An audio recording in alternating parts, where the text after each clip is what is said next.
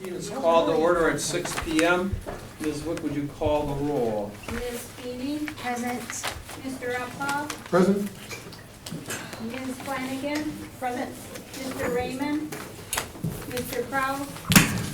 Ms. Mason? Here. Mr. Zock? Present. The Board of Education has a quorum. I have proof that the meeting has been properly noticed and published pursuant to Wisconsin Open Meetings Law. If anyone wants to see a copy of that proof, you can see me after the meeting.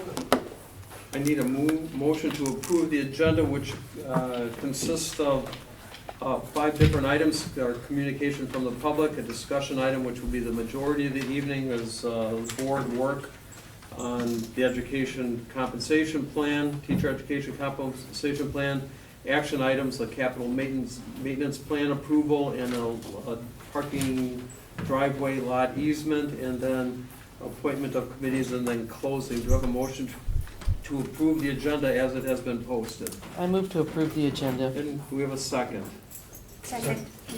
Barb Feeney's got the second. Any discussion? All in favor signify by aye. Aye. Aye. Nays, motion carries. First item on the agenda is communication from the public pursuant to Board Policy 180.04. The public can address the board. We've allotted 15 minutes for that. Janie, is anybody from the public registered? No. Is there anyone in the audience who wishes to speak to the board this evening? Is there anyone from the audience who wishes to speak to the board? Ready now? Marilyn, why don't you come up and you can go over by Brian and check with us. Or you can come and sit over Okay. if you want. Okay. Out of the camera. Okay. And would you state your name and address? Marilyn McDole, 73 Pleasant Oak Drive in the Village. The floor is yours, Marilyn. Yeah. Proceed. Oh my gosh. What I want to say is, as you come and work on the referendum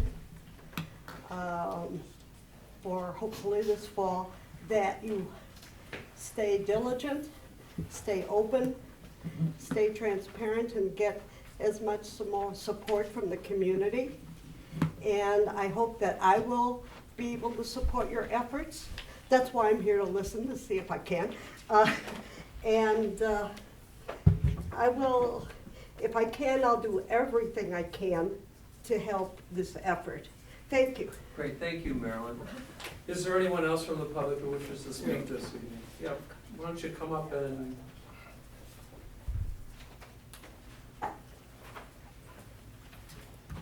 And if you could, give us your name and where you reside.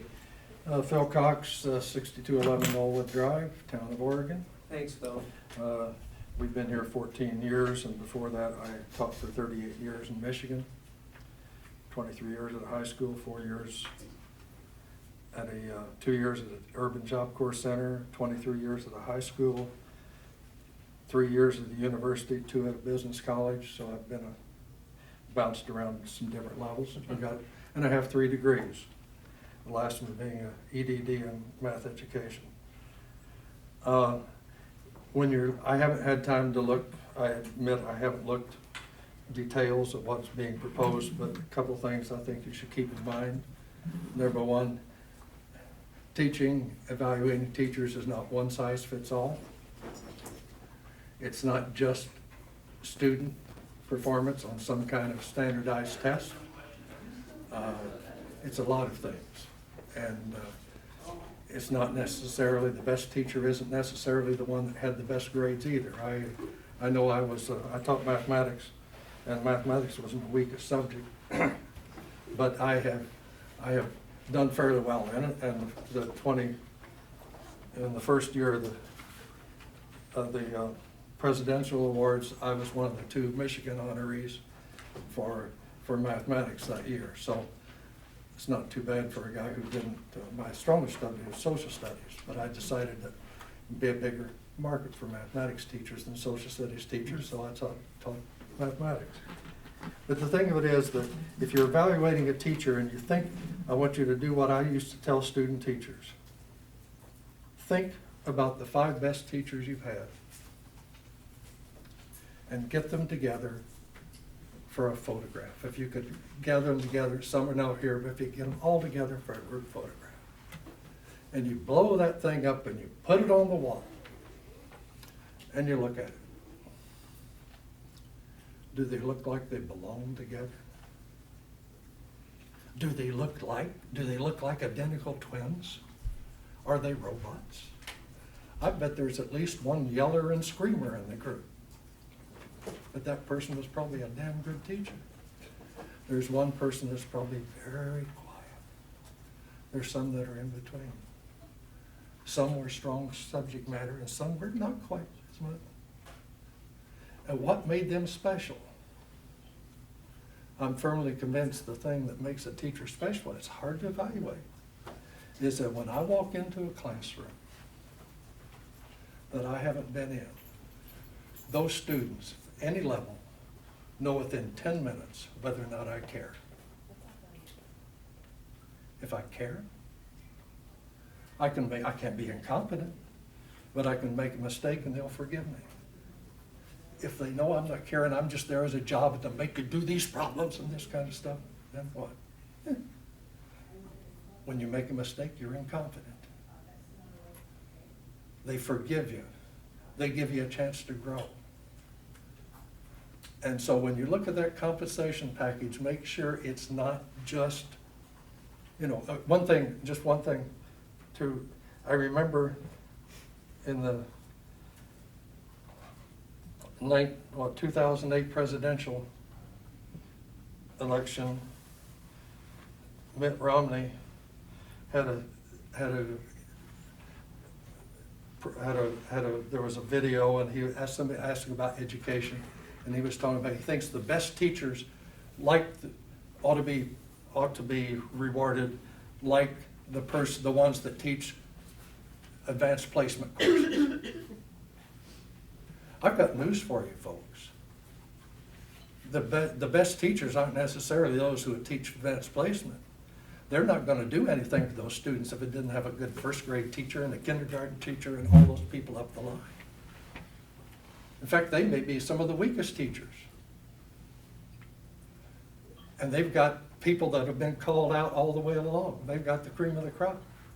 Your best teacher may be your what? Special ed teacher. It may be a first grade teacher, or this kind of thing. It's not grade point. It's not some arbitrary standard. And it's hard to do. Don't ask me how to do it. But if you see them, and if you're in a classroom, you know who it is. And just make sure that this thing is such that will allow people to what? Grow and be compensated and feel like they're special. And those special ones you don't want to lose. Okay? Thank you very much for your time. Yeah. Anybody else from the public wish to address the board at this time? Anybody else from the public wish to address the board? Anyone else from the public wish to address the board? Okay, we're going to move on to our item B, discussion item, and that's the education compensation plan. And we worked on a facilitated exercise to get board input into the plan. To walk through this. So Brian is going to be our facilitator through the process. And so I'm going to turn this part of the meeting over to Brian to facilitate our conversation, and I will step back and do participant role. So we figure this is going to be probably an hour and a half. So, okay, Brian. Charlie? Just a question. Will there be an opportunity if members present other than the board have questions during the process? Just curious. Right now, probably not in this part because we're working through a facilitated exercise to get board input, and that's not to say the public will not have a period of time, whether at this meeting or another meeting, to weigh in on where we're at. But we kind of planned on this to be the board's role, and for the first time to work through the plan, and so Brian has structured an exercise for us to get some feedback. Okay, Brian, it's yours. Okay, board members, I'm not going to review the packet that you have. I assume you have already taken care of that. And Gina has provided you with some background information as well as the committee's proposal. And when I was visiting with Steve, he asked that we, in a quick sort of way, capture information from board members. So our capturing technique are some cards. And can you tell me what color card this is? This is green. This is a green card. This is not green. This is the word green. So the first question I'm going to ask all of you to respond to is on the green card. And when we get wrapped up with the green card, then we'll move to, I guess this is close to pink.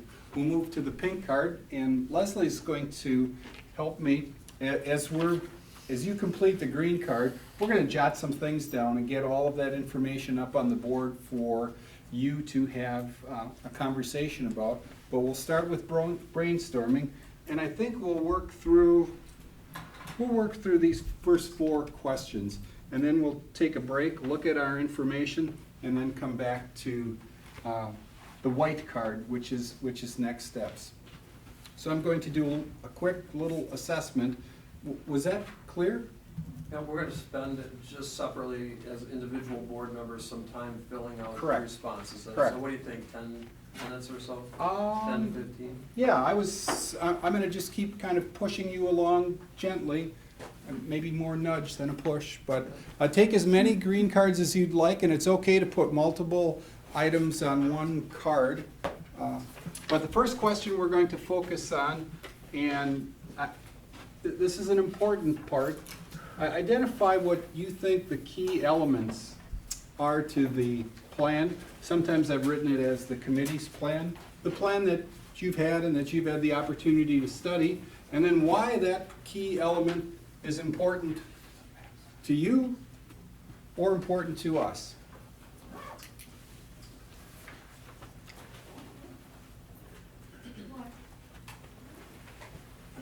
Want to take a card? Have you studied it? Am I allowed to take a card?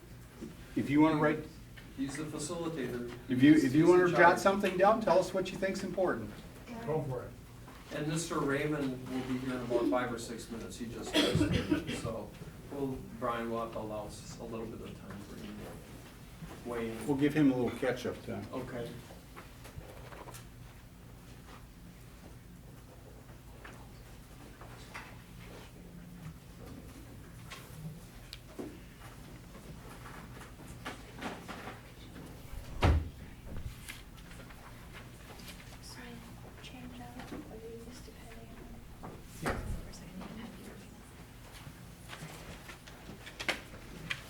We'll just start. Yeah. Well, I shouldn't.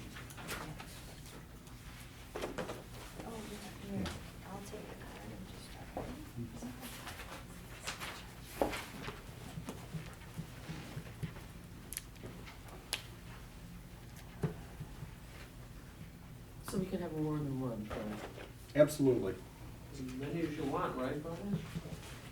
Like 4 or 5?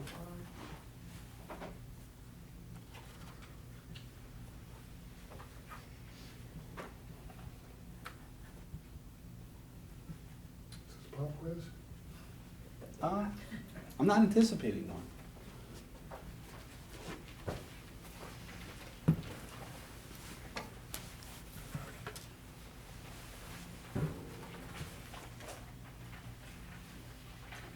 So green is actually a combination of blue and yellow.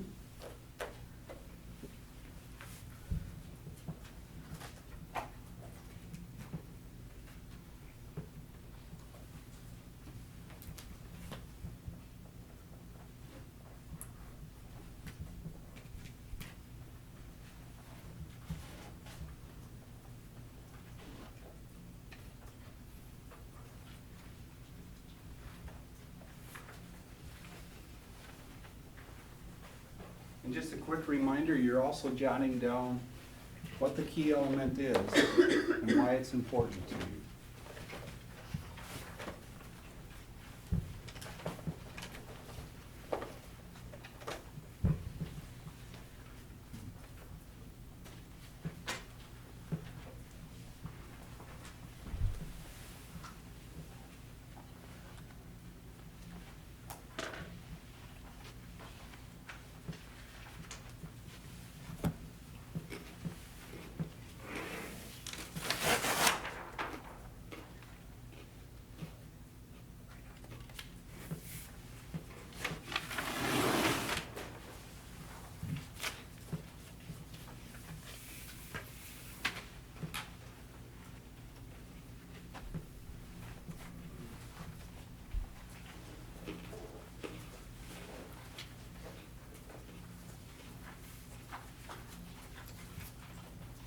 You need 2 more minutes, 1 more minute?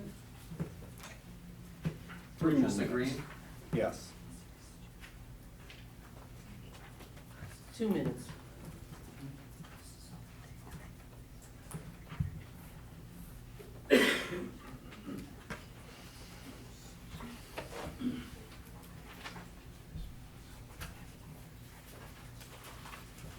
If you have a couple of cards that are complete, I'm just going to, you can set them aside and I will pick them up. Just 2A.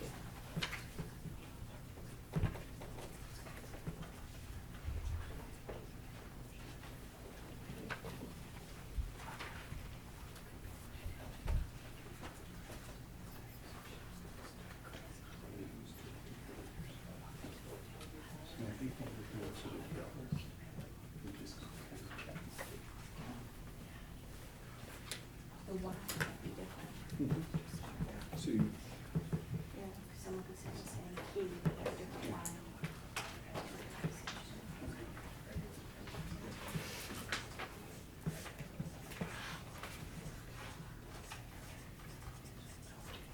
Can you actually read it writing? I think so. So far, I'm okay.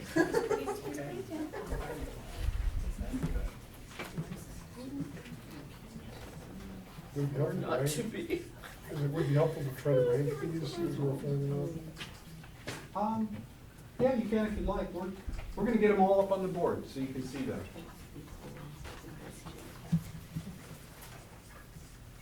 And if there's some that overlap, I might connect them together.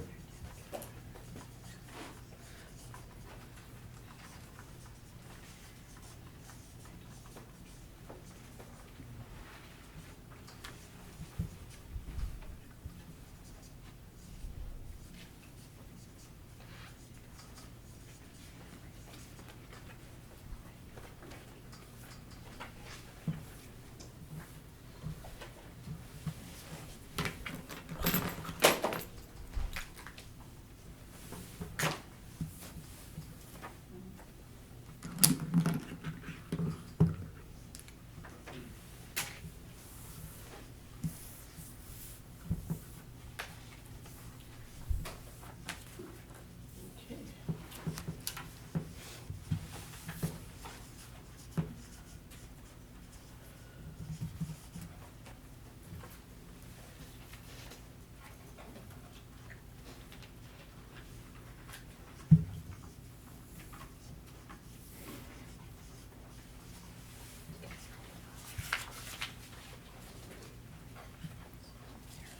Just start taking them. Yeah.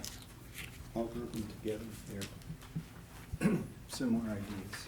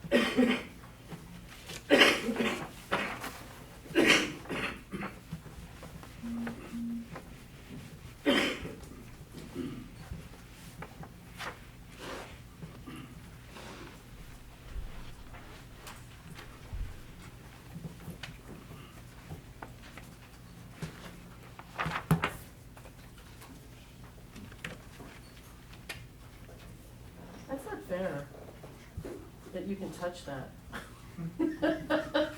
Tell folks I'm trying to get here. I know, but geez.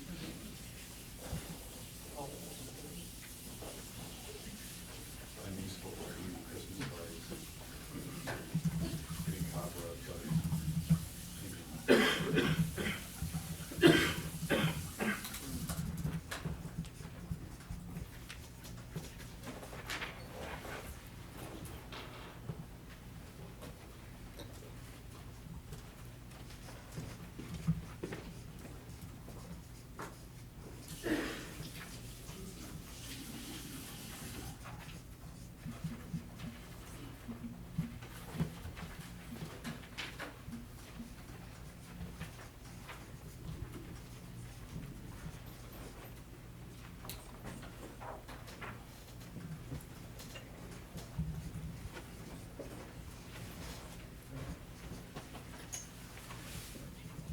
It's reflective in the difference you see.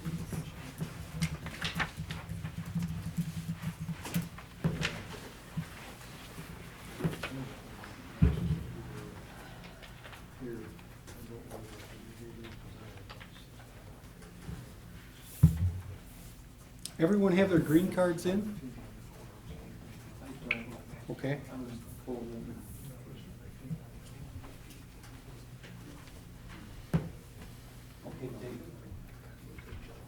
Okay, he does it.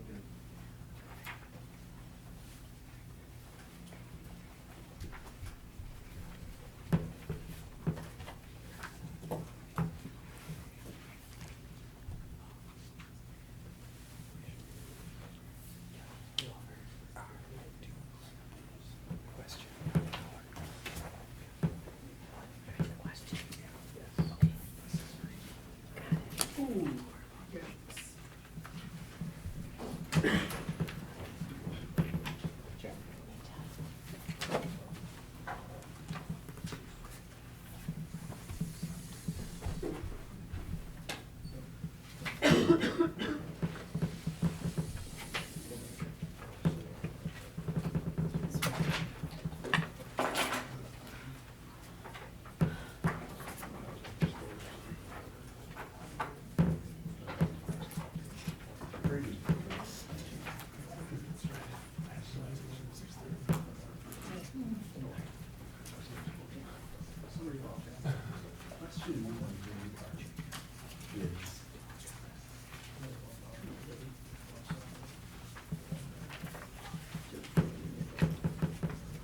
You're just jotting down some ideas.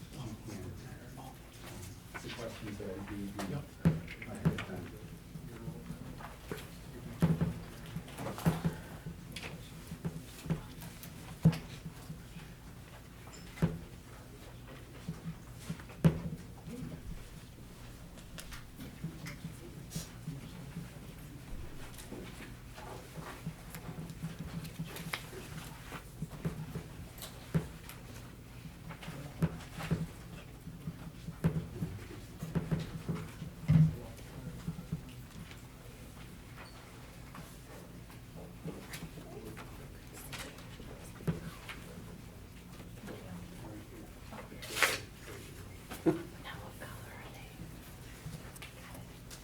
Yeah, 3 is blue.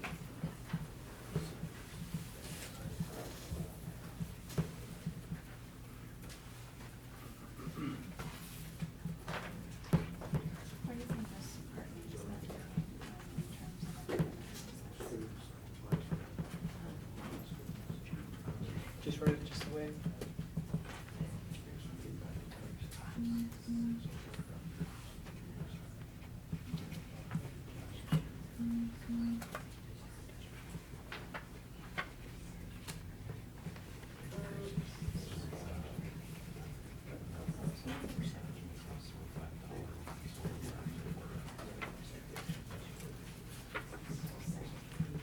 Yep. I don't remember what the amount was for the amount that we were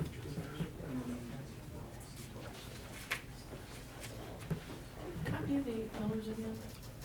Are they in there? Page 2 of the report. Oh, hate all this jargon. Did you want to for card? No, you can put multiple on the I card. think it's grease. I don't mean bacon grease.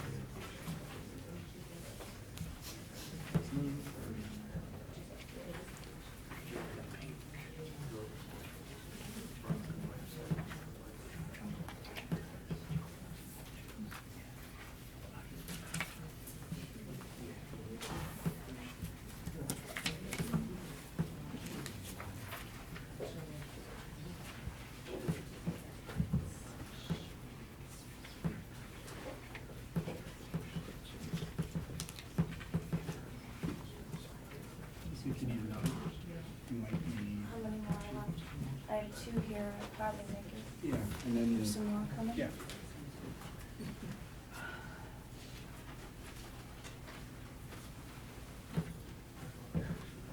Looks like most of you are on blue. In what ways will the committee plan meet the 8 evaluative pillars? Or somewhere between pink and blue? How do you want us to list that? Just list the pillars it meets or explanation? Yep. 8 different cards. No, you can put it on. Yep. You can put it on as many as you'd like.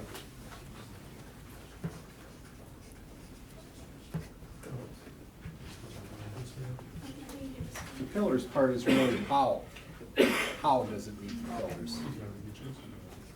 No.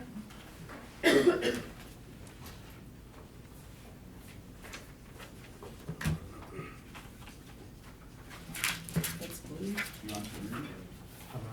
You're allowed to move.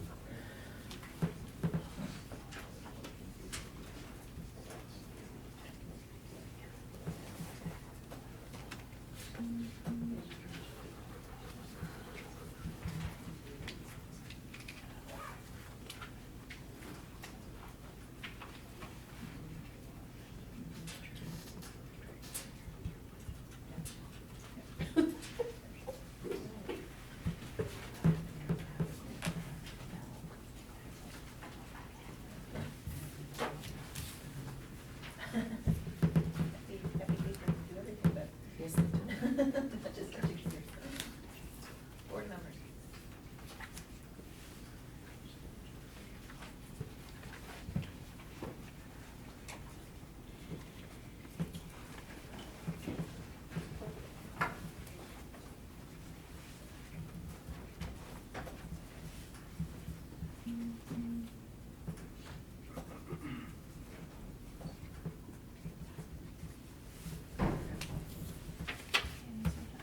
This one matches right here.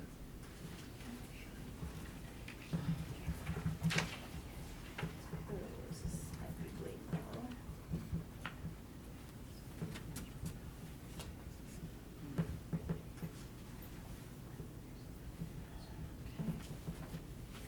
Do you have a professional development one? So, Okay. Yeah, that's a PD one. tied to student achievement.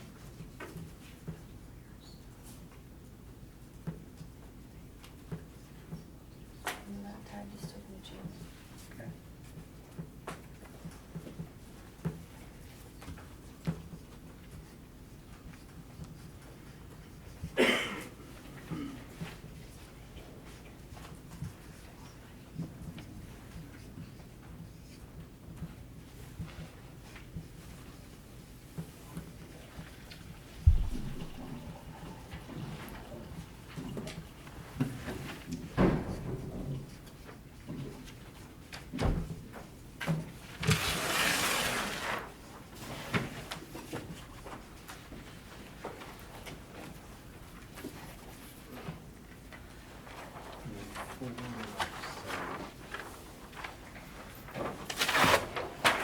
Gina, my purple on my face. No, you're good. Thanks. It's fine, that's what. Okay, thank you.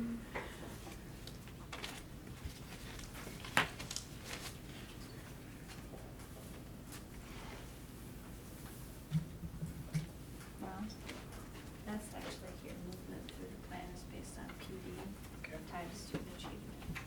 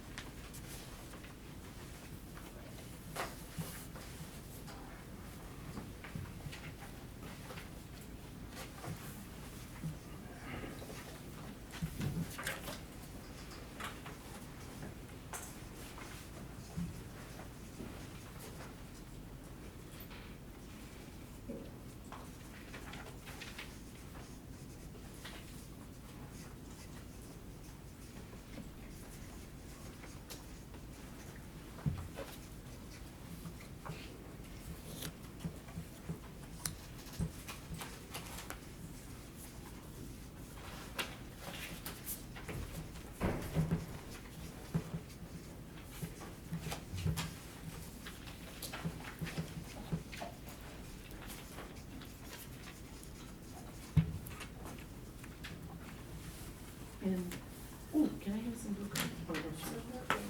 Okay. Teachers be proficient. Blue's my favorite color after red. That's my decision.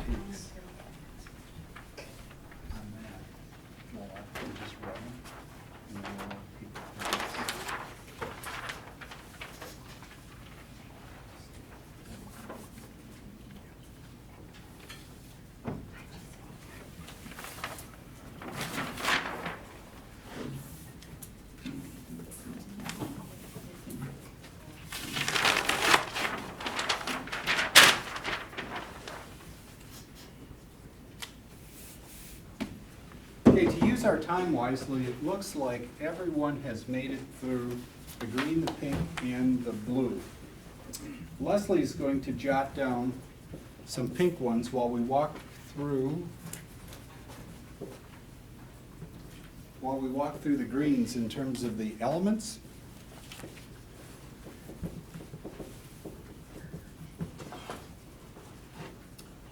There's a couple of check marks, which means she identified something that was already there. And just for purposes of speed, you get to hear my soothing voice on what the elements were and then why it's important.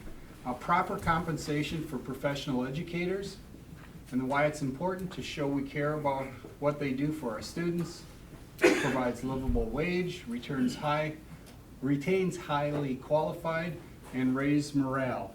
Another element, gives choice related to professional learning and finances. Why important, choice and retains. Intense and focused professional development. Allocates as resources to continuous learning. Another key element, treats teachers as professionals. There was no why it was important. Retain, recruit, and develop highly qualified staff. Most important, why it's important, most important in achieving increases in student success. No teacher sees a decrease. Decrease is bad for morale, and there were 2 people that had that on their card. Over to the next page, Increase is tied to demonstrated competence, not test scores. Increased student achievement, ultimately our definition of success, not narrowly defined in terms of academic success. Key element, is it affordable? If it isn't, it won't happen. Accountability meets core values of Oregon School District, equity and motivated, skilled, effective educators. Another key element, lengthy, intensive, self-directed, collaborative PD. Right underneath it, another PD sequenced to the SLO/teacher plan. And a double check mark on this is a direct tie to student achievement. Number 3, another comment on an evaluative component. It increases community support, why it's important. The PIP used to address teacher performance concerns, a mechanism to improve concerns. The last 3, expectation that teachers are proficient, and it ties to the OSD outcomes to recruit and retain. Next is three levels, beginning, professional, and leading. Simple and reflects that a teacher is a teacher. The next one, there's 5 steps for beginner, and that matches Wisconsin research. I'm going to stop with that and see if board members have a comment on anything they've written or a comment on anything you've read or heard so far. Charles? Just a brief remark, I think relates partly to comment that Phil made. I think one of the areas, this might be, relates to one of the subsequent cards we were asked to fill out. I think the question of how we evaluate teacher performance is really critical. And I think that's an area where I would like to see more input, both from teachers and frankly from students, in terms of how that experience affects them, how the interaction with the teachers affects the performance of students. One. I agree with feedback on both what you've said, Charlie, but I've also been in situations where I, as a student, as an adult student with younger students, would write only what, you know, when they were doing an evaluation of the professor, they were concerned what they wrote would help them with their grade. And so there has to be Some anonymity. yes, and you know that's always a problem with subjectivity in all the way around. So you know, how do we balance subjectivity with objectivity? Because what Phil said is absolutely correct, but at the same time, you know, subjectivity can also not give a clear picture at what is a good teacher. Well, I guess part of my thought on that is that reality is always subjective. Well, And the question is, does it create opportunities for conversations? right. I think that's really a critical piece. Finding ways to have that conversation around the perceived benefits or. Right, well, you know, if the teacher's loosey-goosey with grades and stuff like that and just wants to give everybody the A/B just to get them through the crowd, how does that look to a teacher that is very, Demanding. well, you know, accountable, makes their students accountable? They may not like that person, but they will get good things out of it. My thought is that. I'm going to press the pause button for just a second and make sure that we get everybody's voice in the room. So I'm going left. I'm starting with Jeff. Nothing now. Steve? Nothing right now. I'm processing. Barb? Nothing. Krista? Okay, the floor is open. I don't know that there's a lot to be said. I think as a sort of parting shot on it, I think it's really useful to look at a process like this as a way of sort of starting some focused conversations where we can talk about what represents success, how do we measure it, what are the factors that impact it, how we can lend support to those things. Clearly compensation is a factor that's part of the mix. But I would hope it'd be also part of a much broader conversation. Autonomy, other kinds of things like that. I didn't put Nina's card up because I wanted to give her an opportunity to share with the board what she sees as a key element to the plan. You have the floor, Nina. Oh, do you want me to say what I wrote? Yes. Well, I spoke about it at the last meeting already, and it was exactly what Charles was talking about already, about just having some sort of student element to an evaluation. And whether or not that meets, I know one of the pillars has to do with having it be an objective plan. And so obviously a student writing an essay about how a teacher cared so much and was so compassionate and blah, blah, blah, like that could have a huge like effect on the kid, but that is like by definition not objective. So whether or not that has an actual effect on a teacher's salary, that's not what I'm worried about. I think that it would be like unfair to the educator and to the administrators evaluating them to not have a holistic evaluation of that teacher. And so maybe it's not like an official element of their evaluation that like they get a really good student evaluation and all of a sudden they get a raise or something. But I think it could be something that, like Charles was saying, maybe initiates a conversation that they have the teacher on a plan and like the plan is going as they expected, but then all of a sudden they get in like 6 student evaluations at the end of the year and they want to take a second look at that teacher and maybe consider looking at some of the things that they've been doing throughout the year. So I would envision a student evaluation as being more of a catalyst at looking at their salary again, not like they got a good review, let's give them a raise, you know? So like if that's just what I wrote about, was again having a student element to their evaluation, just because I'm here on behalf of students. So of course, as a student myself, I'm going to advocate for a student evaluation. So yeah, I think that it would be really, I don't know, just like what I talked about last time. There's so many things you can't put down on paper and you can't reflect through courses taken or like how well, I know teachers have to fill out all kinds of paperwork and stuff. So there's a lot of things that just can't be reflected in that and would better be reflected by someone who spends every single day with that teacher. So I would push that. I know I'm going to not be here in that long, and when you roll out this plan I will probably be in college, but I will push for that until I leave. I think that is super, super important.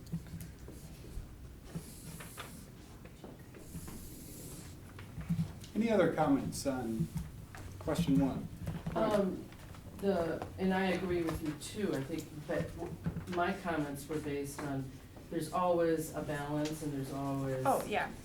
you have to be very careful. Right. And it's the same thing with an adult evaluating an adult too. Mhm. So I think that, and I think it's dangerous, the evaluation is part of, if we hook it into compensation, it has to be very clear, and yet we need to hammer that out so it is very clear, particularly to the voting public.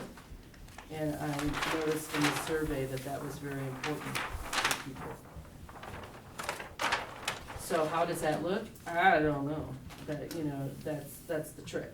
Mhm. Yeah, as far as how it looks, I don't envision it as being something that's like every student fills out a quiz on every one of their teachers. Because some teachers at the end of the year do roll out an evaluation form that they made themselves.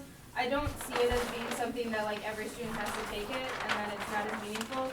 I see it more as like a student takes it upon themselves to go and like write an essay on a teacher that made a difference in their life or something like that, or a student who goes to their administrator and says, I want you to know that this teacher, it was very obvious that they went home and spent more time working on this class than I did. Because I've had teachers like that. Mr. DeBrew is an outstanding example of a teacher who spends hours and hours and hours of time preparing things for class to make sure he has it down to the most efficient way to spend those 45 minutes. And I don't think that can be evaluated very well until a student says, this is what Mr. DeBrew is doing, it's very obvious and it's had an effect on me. So I would see it as something that a student takes it upon themselves to give an evaluation of a teacher. I'm gonna keep us moving to the left, and we can come back. That's a good discussion. If you have something you'd like to add, we will get you, I think you still have cards you can add. Question number 2, what's missing from the plan and why is it important? I'll just run through them quickly. Our first what's missing is informational disbursement for detail if interested. Doesn't address market factors and why important the public has asked.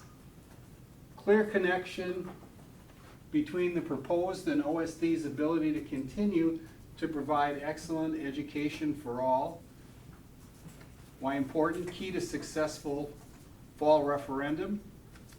I think it's 2B. Okay, I'm trying to, Yeah, not to do. what does that method look like and the why important? Constituents. The next absolute metric to determine if teacher is meeting expectation. Next is cost estimate, which is similar to financial sustainability, implications for long-term financial health. Only looks at one aspect of compensation, need to look at it holistically. What about funding this out of current budget or a part? The why important, the public is asking that question. A clear and acceptable method for evaluating performance. OSD needs to ensure a fair process. More opportunity for input from students. Student success is at the, I'm going to interpret this emoji as a heart, at the heart of what we do. And then costing plan, important to community. Any comments on this? And if any of the what's missing was your item and we didn't, I should have said that on the green cards, and we didn't get it corrected now. Gwen? I would like to correct it. The top one is mine. It says informational disbursement for detail if interested. What my thing was is that there needs to be clarification with bullet points so that disbursement of information is quick and easy to understand, and if people want more detail, they can go for it. So that's clarification of information in bullet format? Right, so that it's easier to understand and read.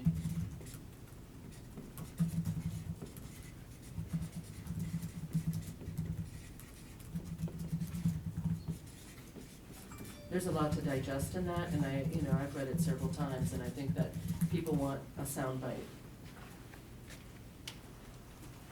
Charles? I'm just wondering, relating to what Glenn was just saying, whether there'd be an opportunity. I know that the plan is online, but I'm just thinking in terms of more detailed information, maybe if there were links within the plan, so if people wanted to drill down and find out more specific information about the how or why particular parts of the plan were. Did you have links on here? No. Okay, so I'm trying to capture that I'm thought. sort of relating that to Gwen's point, maybe that it would be useful to have some links to an online version of the plan that people could look at and give them additional information as needed. So links to additional info. Yeah. This time I'll start on the right with Krista. Just in response to Charlie, I would foresee that once we arrive at a plan, that we would have a marketing plan and a campaign associated with sharing that. So I would say, yes, it's available, but be careful about how much we push to disseminate until we arrive at Until what we the have plan is. something, yeah. Gwen? Agreed. Agreed. Barb? I should have put a pre-qualifying question. Anything on the list you have a question on, or you'd like to clarify, or you'd like to speak to? That's what I intended Yeah, when I and went that's to you, what I did. So Krista. good. I see. So in case you, You I were didn't want to just skip responding. over you. No, okay, and the 2B one, that was just a organizational Oh, okay. thing.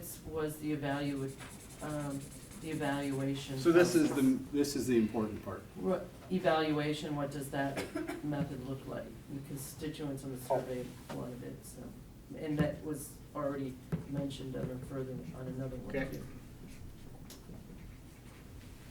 Bart? Any? Charles? Steve? I think a theme in the what's missing is a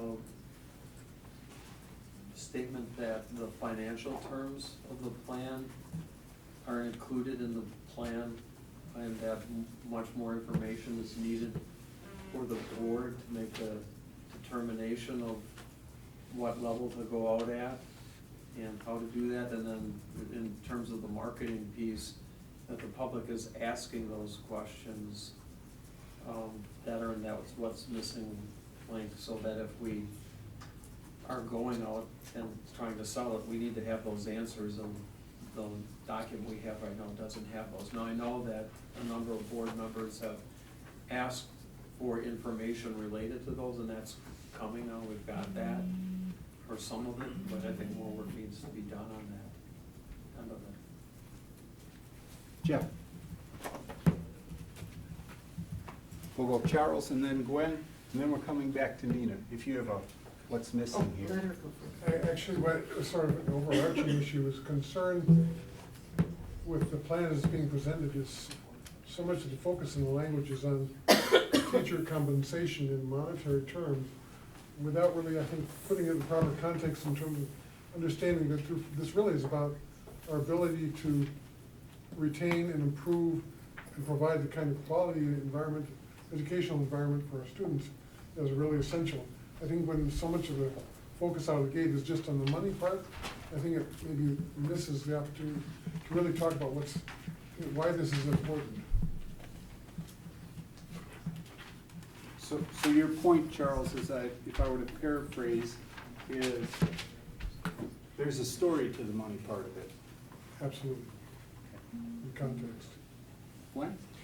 I forgot to write down something that I noticed that I put in my notes, and that is on page 2, they talked about preparing students for the 21st century careers.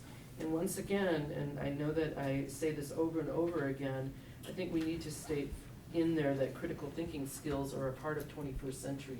But we need to be specific about that because things change so quickly that one skill may not be a viable skill in 5 years. So how do we make sure that a student is able to think fast enough to move towards that? And maybe I'm talking about the same thing. Did I hear you right? Page 2? Yeah, at the bottom it says executive summary, Okay. last paragraph. Okay, we're off to Nina. And it's just- okay if you don't have any. Yeah, no, I don't have anything, just shout out to whoever wrote something about students there on the bottom. I heard you say it. Student success is at the heart of what we do. Whoever wrote that. I know it's all in everyone's mind, but shout out to you for writing it. I don't have anything to add. Okay, great. Charles? I have a comment based really on what Gwen was just remarking. It goes back actually to a chorus from a song that I heard at a Pete Seeger concert long ago, a group called Morning Star Rising, and the chorus went, "Your life is more than your work, and your work is more than your job."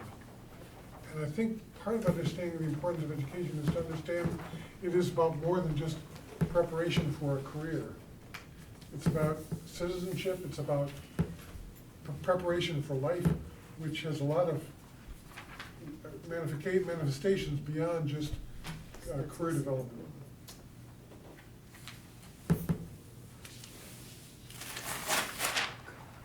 Any other last questions on Gotta give it a picture. the pink card of what's missing?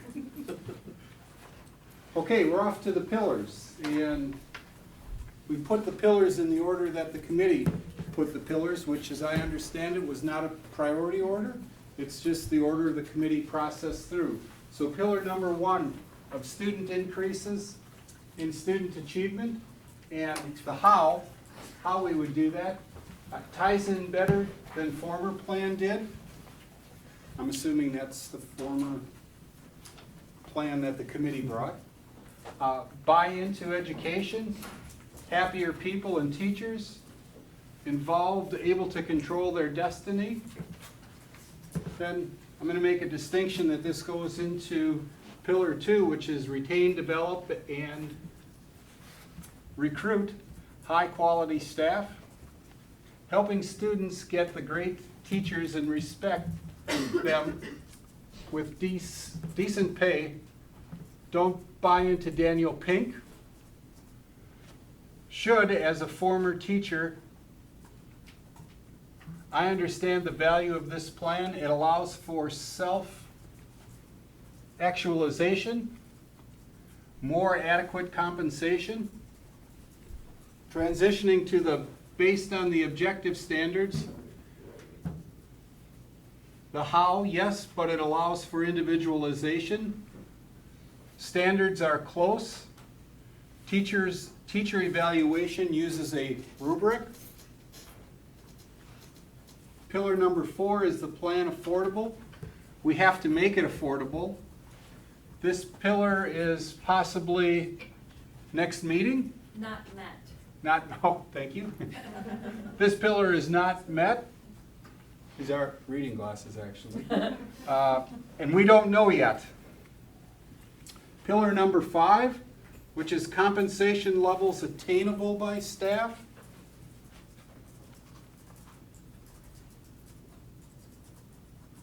I am concerned about how it works for long-term teachers and older teachers coming into the district. Clear pathways.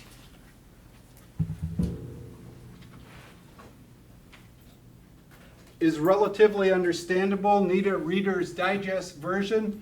Teachers willing to learn can move ahead. Item number, pillar 6 is that the plan should be predictable. Danielson, to the extent the rubric is understood. Pillar number 7, the plan needs to be equitable. The how, within the teacher's field. Self-determination is a good thing. Remains to be seen. I think that might be a question mark, so there's a question in someone's mind if it's equitable. And to the extent the rubric is appropriately tied fairly. And then pillar number 8, again, none of these were in priority order. They're just in the order the committee came up with. Parent and community support. Hope so. Information needs to be disseminated efficiently and clearly. Don't think community supports referendum now. And the last item is cost dependent. Comments or questions on the how part of the pillars? I'll throw out a facilitator observation. I didn't see anyone offer a new pillar in terms of what's missing. Committee did a good job. Yeah. Okay, when? The parent and community support, I wrote the hope so. Information needs to be disseminated efficiently and clearly. One of my concerns is that, if we want to roll this out by November, we have a lot of work to do.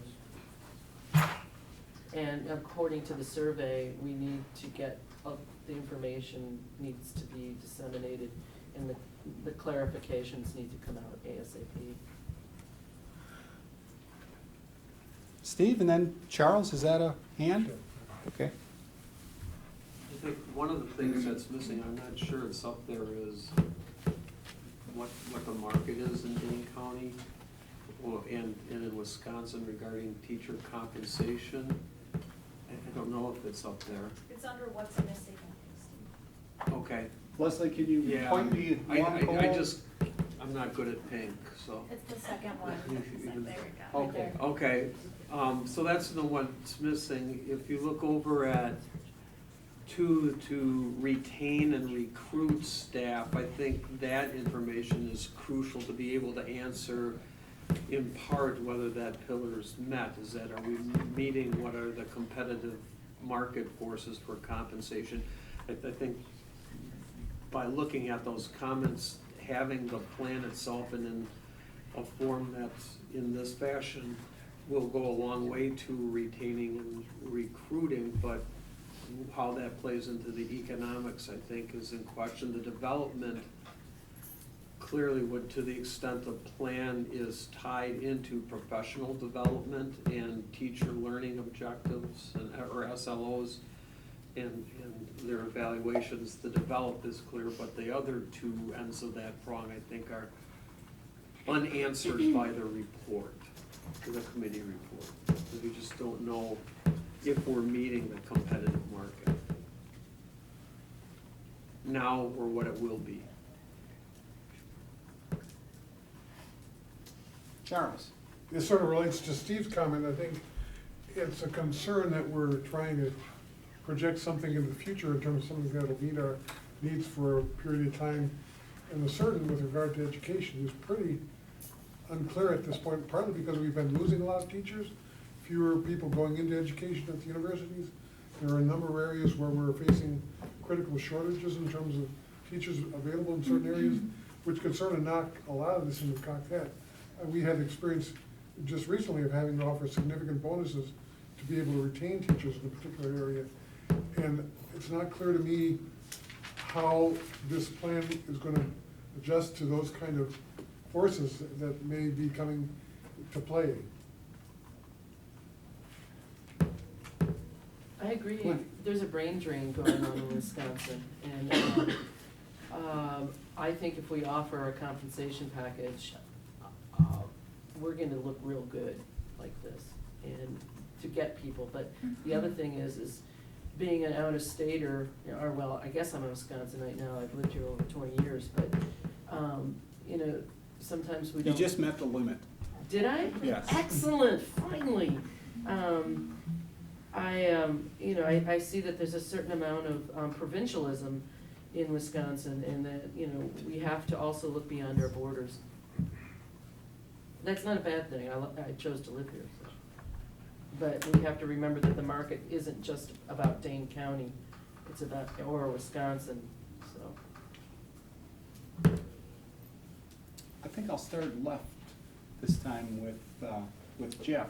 Jeff, anything on the pillars or any questions you have on the how, or anything you think we may have missed? No, I think the committee did a great job meeting the pillars. The only two that are in question for me are cost, which touches affordability and community support. I think those are the question marks. I'm going to come back to you. Steve? Other than number two, which I've talked about, I agree with Jeff, is it affordable and is there support, would the community support that, I think are questions. Charles, any?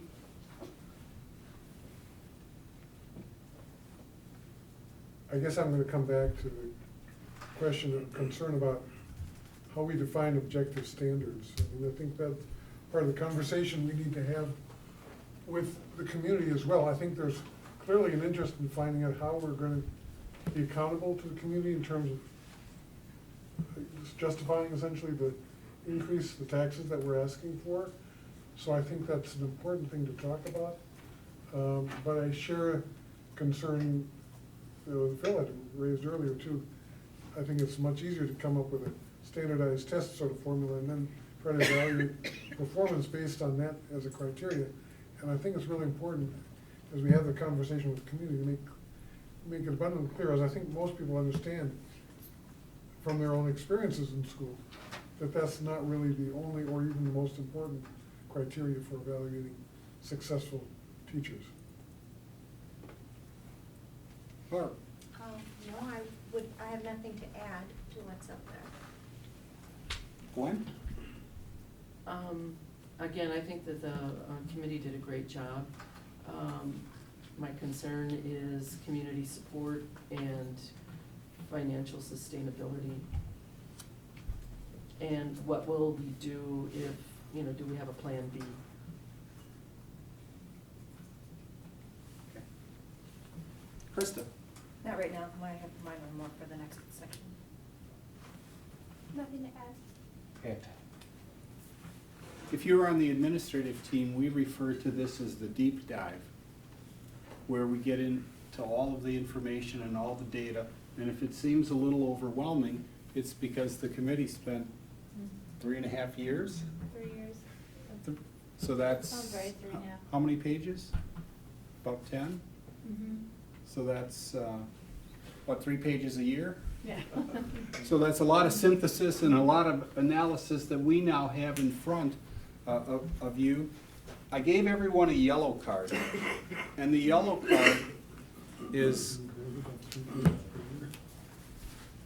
card is, questions or concerns that you have. And when I suggested this to Steve, I intentionally kept it super broad. If there's questions you have about the plan, if there's questions you have about what's missing, if there's a question in how something fits into a pillar, or if you have a concern about either one of those three, jot it down on the card, and we will get it flip charted.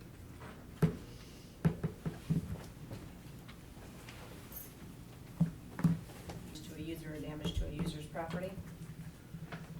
So I understood that you might have had a discussion with legal counsel on this question. And she told me she didn't know. Well, she did tell me that.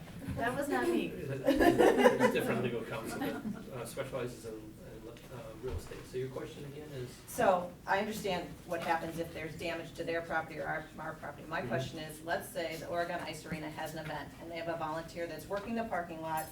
And so somebody comes into the parking lot and they either get injured or their car gets injured. It doesn't specifically state who's responsible. Is it based on where the accident happens, whose event it is, who's negligent for that? So that's my question. My guess it would be the negligence of whoever created the problem. So if it's a big pothole and it's on their side of the property and somebody drove into that, then it would be their issue. I guess If that it's, okay, go ahead. if it's a person and they directed you into my car, Right.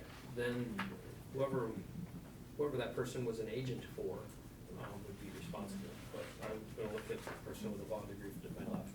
I would say as a practical matter, if something terrible happens, then the likelihood is that both parties will be in a lawsuit and then we'll have to work that out depending, I mean, it really depends on the various circumstances as to what happened and what we think caused it and all of that. So I think by entering into this, like both parties are assuming liability, but given what's been happening on the property, I think we would have been there anyway.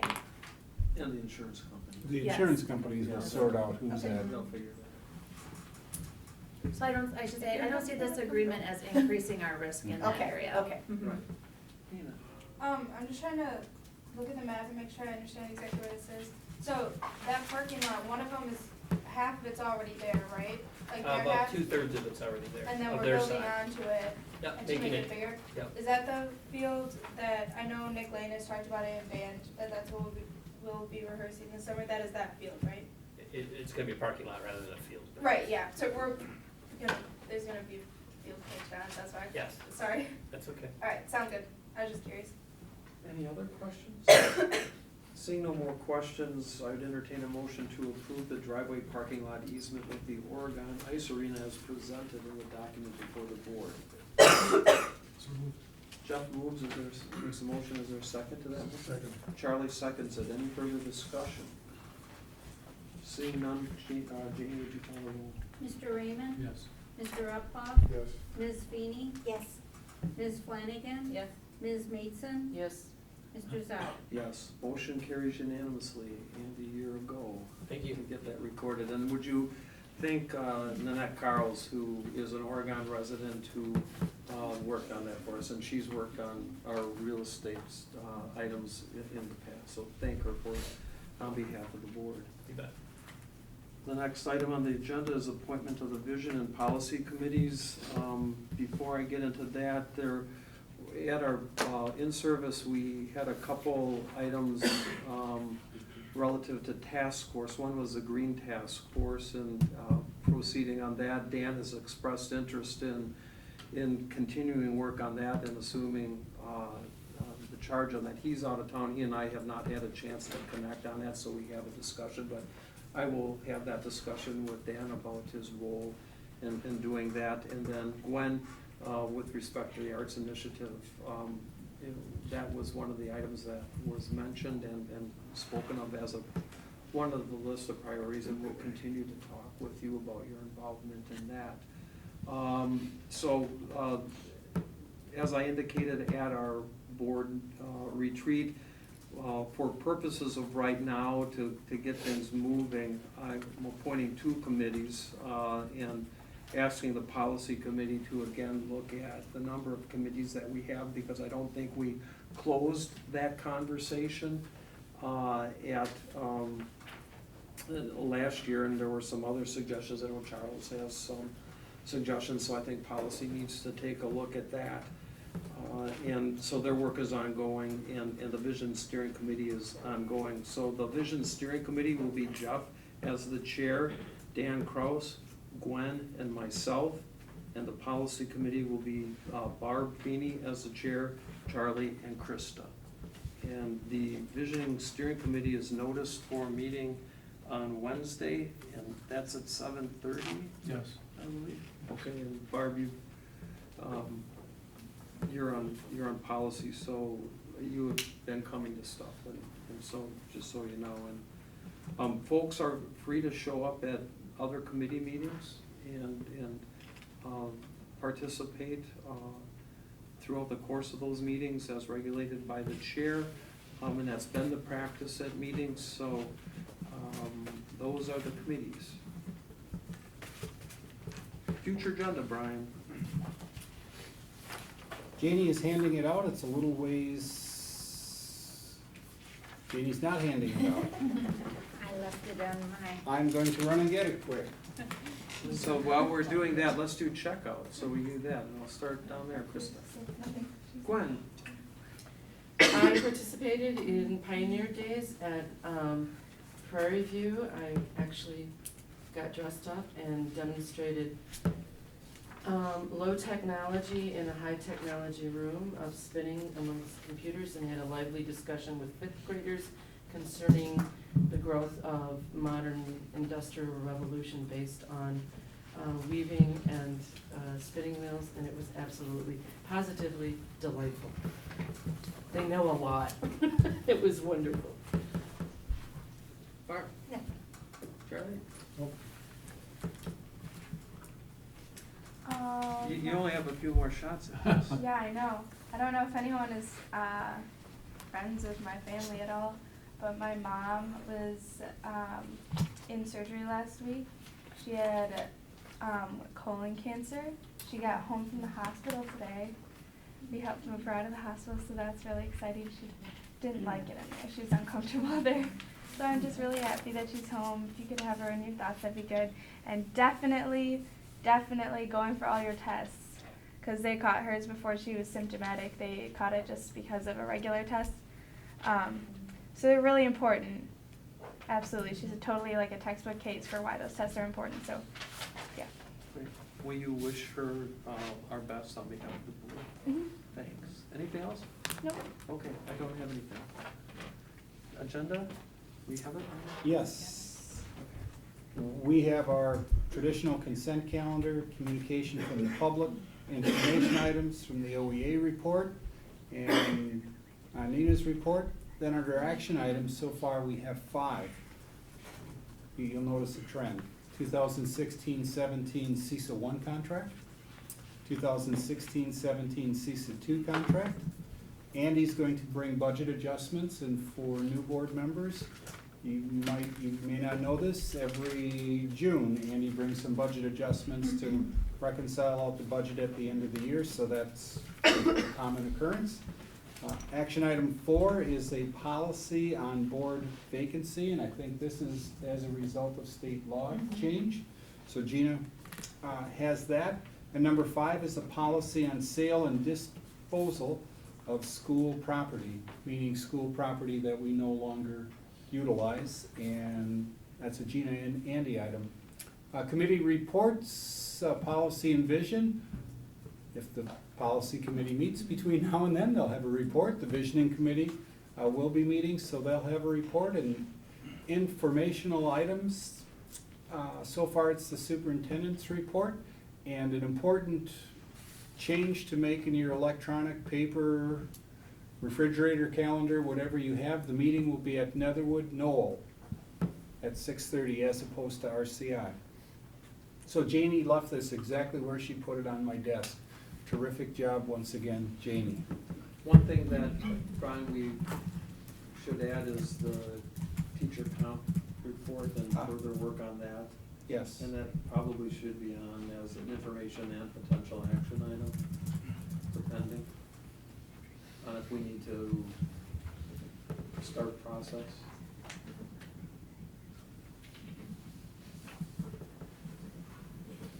And just as a reminder, you know, Steve and I have we have just a little different schedule. It's basically,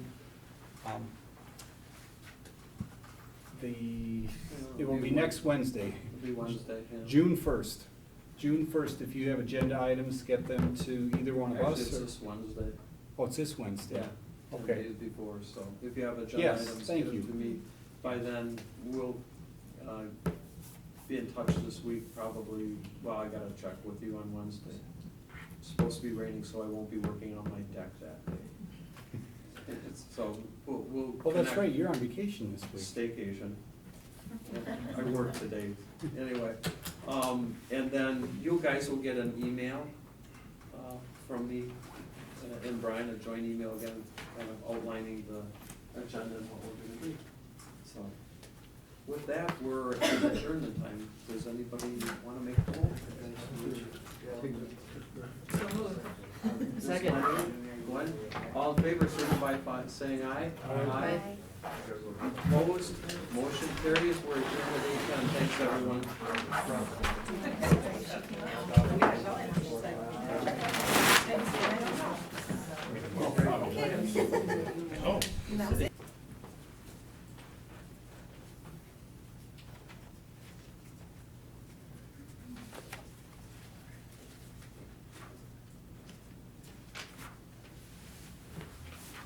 And since we're working on this for over 20,000 community members, it's okay to stay real broad.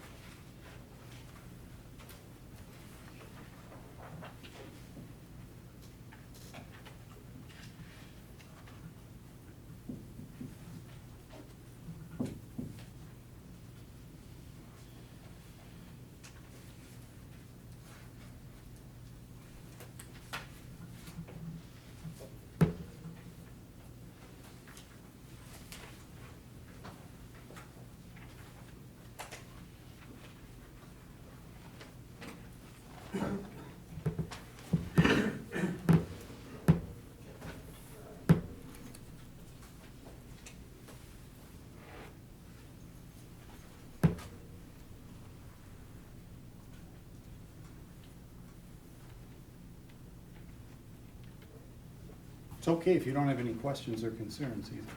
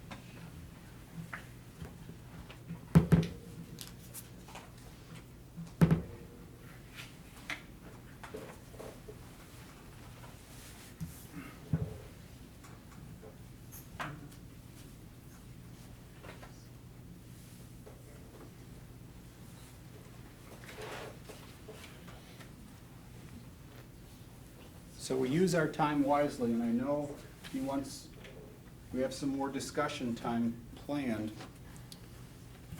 If you're finished with your yellow card, take a white card and jot down what you think the board's next steps with this are. And just to provide some context, the committee has presented you with their best thinking in their report. So think of what the board's next steps are to advance the educator compensation plan.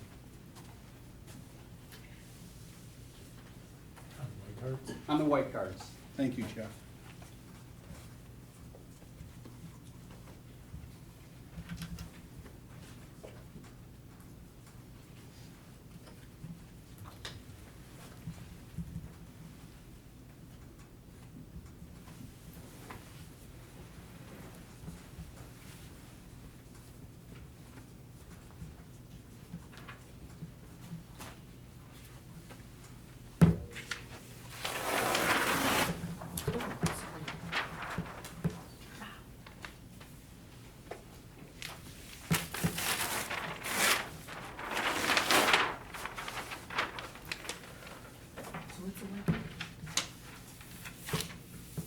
The board's next steps. Yeah, could you, the board's next steps for, Advancing the plan. oh, okay. Thank you, Nina.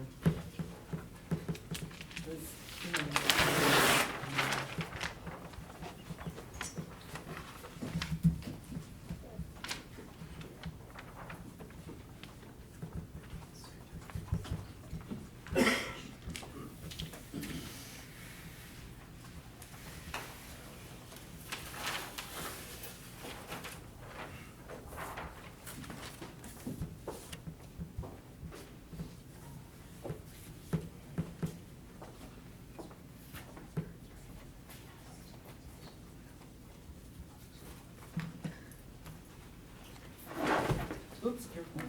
Oops. Still in one piece. We're still on.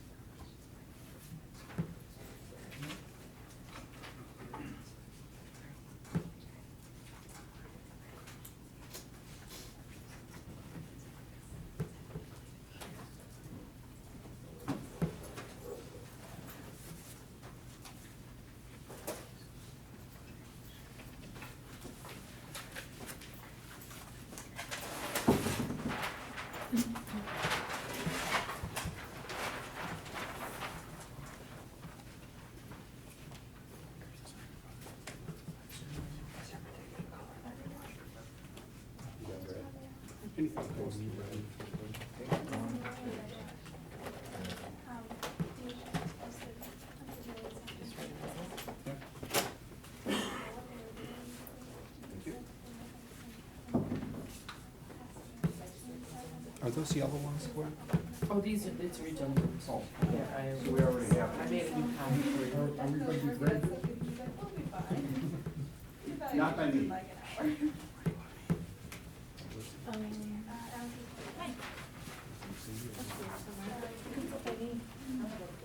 Okay, if you're into that last phase are, what next steps do you see for the board?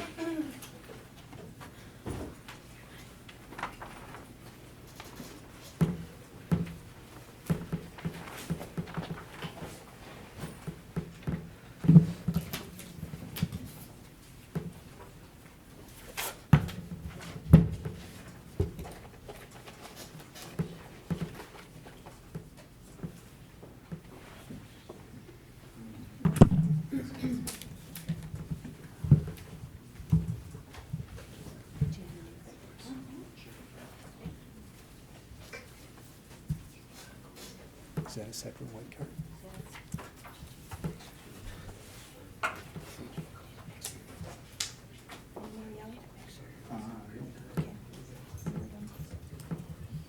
Wait, there's a couple back ones.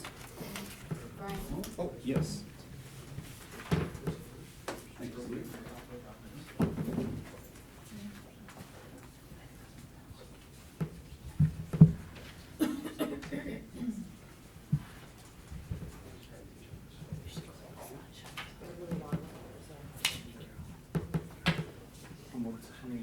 My last one.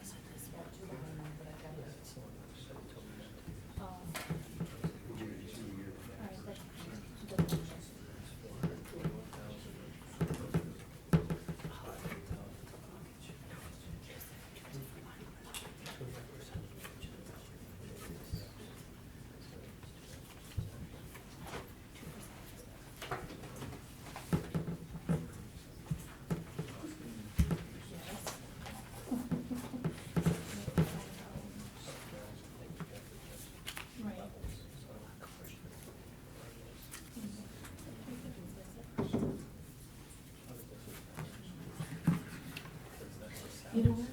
I understand. Fortunately, I could actually because there's the editing process. And it helps to come prepared to know what it's like. Not the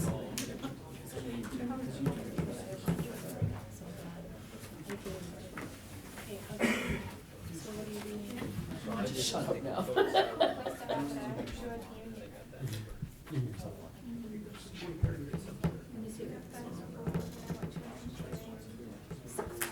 That should be close.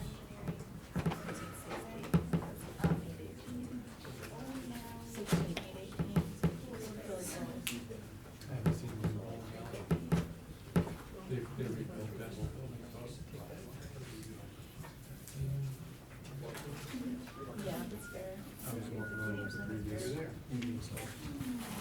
I went to school in Madison, Oh my God, this is so exciting. I used to work at the Saxon Engineering Center, but there's all of them, right at Isaac and out there. I used to work there, so I was That's a good, yeah, really. Closely. Did you see my tattoo?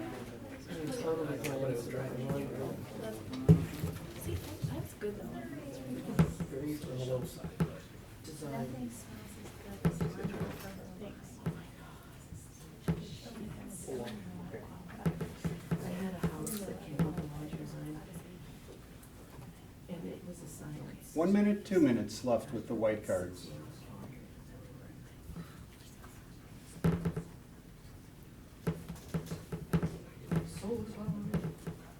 I'm going to take that, I'm going to interpret that as 1 minute.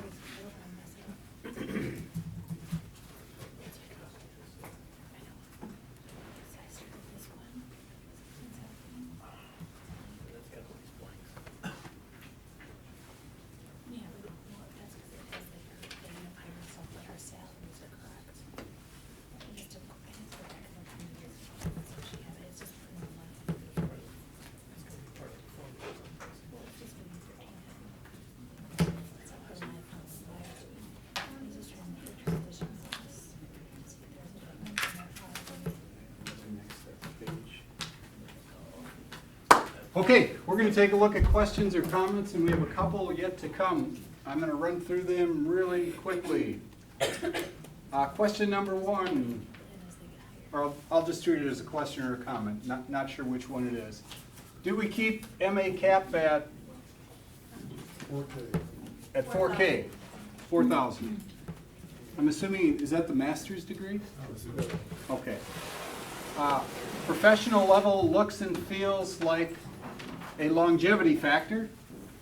Too many steps at professional level. Percentage increase at professional level is unsustainable. Can we compress? Next idea, need to frame referendum as an investment. Next, lack of clear timetable.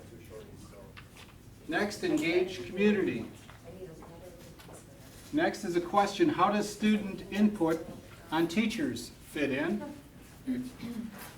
Next, how will we decide how much we should ask for, and if more is needed, where does it come from?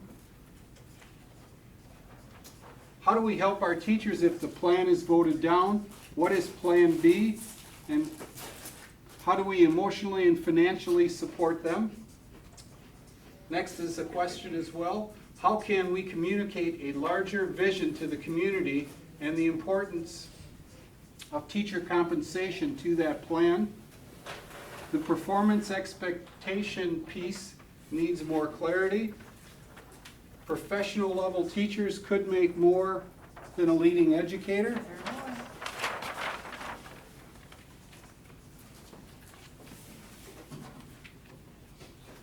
I don't think we've struck oil, but we have lots of question comments. Are there too many levels? Can it be simplified? Does this plan match the vision and values we have for learners? Which teachers are particularly placing significant emphasis on time as the determiner instead of competency and mastery of teachers? Referencing competitive set analysis, is it correct to note that we are competitive in our salaries for beginning teachers and at the top end of our longest serving teachers, but particularly not for teachers in the 6 to 10 year range? Question mark. What were the reasons for not having parent reps on the committee?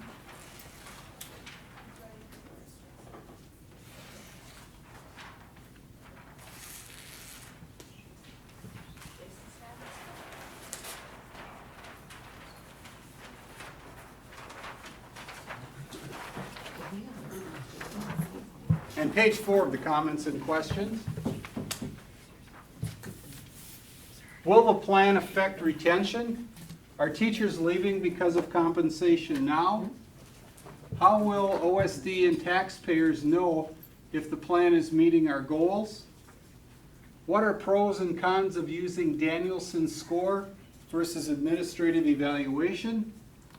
And do we anticipate an increase in the number of teachers on plan of improvement? I think we have one final page. But before we get to that final page, questions or comments on this data set?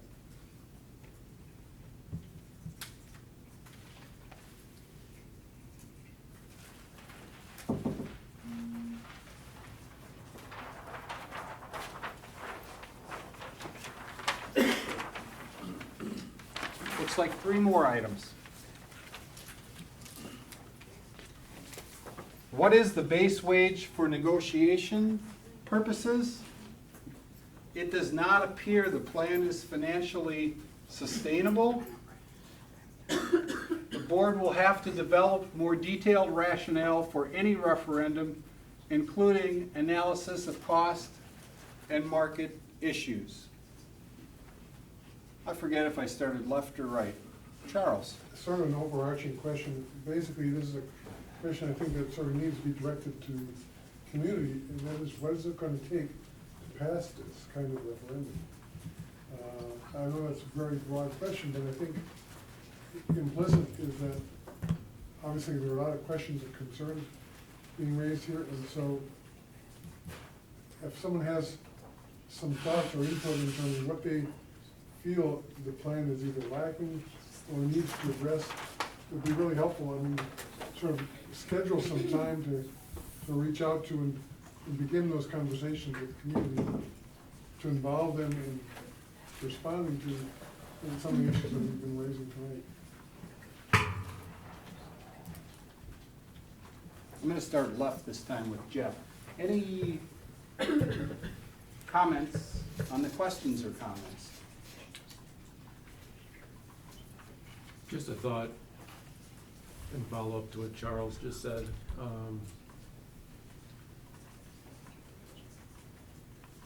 I struggle with asking for lots of ideas from community members, because you ask 100 community members you're gonna get 100 different answers. I would be more inclined for us to take the work of the committee and input from board members and administrators and try to come up with the best plan we can, and then sell that plan, as opposed to muddying the waters at this point. Charles? Thoughtful comment, Jeff, and I appreciate it. One of the things that occurs to me though is, having spent a lot of time sort of knocking on doors, probably more than any other issue I've run into, people want to feel listened to. And I think that's a key element as a strategy for successful referendum. I think people do need to feel listened to. They don't necessarily always expect you to agree with everything, but I think it's a conversation that needs to happen. And I think that was sort of the point that suggested that we make sure that people feel, in the sense that the door is open. It doesn't guarantee that we're going to respond or react to every single comment or suggestion that comes through, but I think it's important for people to feel that they are being listened to if we're going to have a chance at passing a referendum. Krista? I guess my comment to that is there's a great opportunity for that, for a committee or a parent rep on the committee. Mhm. I think that is a huge piece, Yeah. as we looked at for the referendum design teams, that people did not know exactly what the buildings were gonna look like, but they knew that there were parent representatives on those committees. And so I think that was a missed opportunity, but given that, okay, I guess where I'm at is, there are really two pieces to this for me. Do we have the right plan in terms of how we look at compensation? And then what are those financial amounts that we put into that plan? And so I think we're closer to maybe agreement on, we need a plan. What does the plan sort of look like in terms of some sort of level, some sort of steps, how we define beginning educators to professional educators? But there's this whole piece that's still out there for me of, what are those amounts, what is financially sustainable, and what will this community support? So those are two very, I mean, they work together, but they're very different questions for me, if that makes any sense. We're gonna move to Gwen. At this point, I don't have any, I think that we've asked a lot of questions. I'm concerned about going back to the committee and muddying the waters, as Jeff said, but at the same time, I also think that we owe it to our populace to get them in, get them in on board. And I am concerned about taxes and what we are going to ask our already taxed constituents, and particularly retirees. I don't want people to have to feel like they have to leave this district because of referendums, but how do we address that? And so we need to look at it at a very holistic budget, I think. Barb? Well, it just seems like the next step is looking at some of these questions and comments, and I think we'll see that in the next step piece, folding them into, tying up all the loose ends on the plan and coming to consensus on the plan. And of course, part of that is the cost. It's sort of a back and forth sort of thing. And so clearly, we're gonna need one more conversation about what's in that plan, and is it the plan we want, and then take it from there. Charles? I'm one of those retirees, and I don't have any kids in school anymore. And I think, I probably ask the question I think a lot of other people ask, what's in it for me? And I look back in terms of my experience that my kids had going through K-12 in this district, and the kind of opportunities that have been open to them, and the kind of future that I think that they had, been largely because of the kind of educational experience and teachers that they had. And I think, and this is a personal thing, I don't think we have made a better investment in my life. Because, and I think a critical piece is, I talked about a little bit earlier, in terms of looking at what we're proposing, not as an expense, as an investment in our kids and our future. It's gonna affect the kind of tax base that we've got going forward, the kind of income, the kind of salary, the kind of quality of life that our kids and their kids are gonna experience. And I just think it's a wonderful opportunity to say, yes, we can. And it's a great, what you just said is a great market approach too for retirees, because I'm just reiterating what I've said, what I've read in the survey. Steve? Yeah, a comment on what's there and what we've had before. I agree with Krista that the logical way to approach this from the board standpoint is, do we have a plan we like, because that's what we sell? And is the financial basis sound for it, and is the case made for it to the public if we need referendum dollars for it?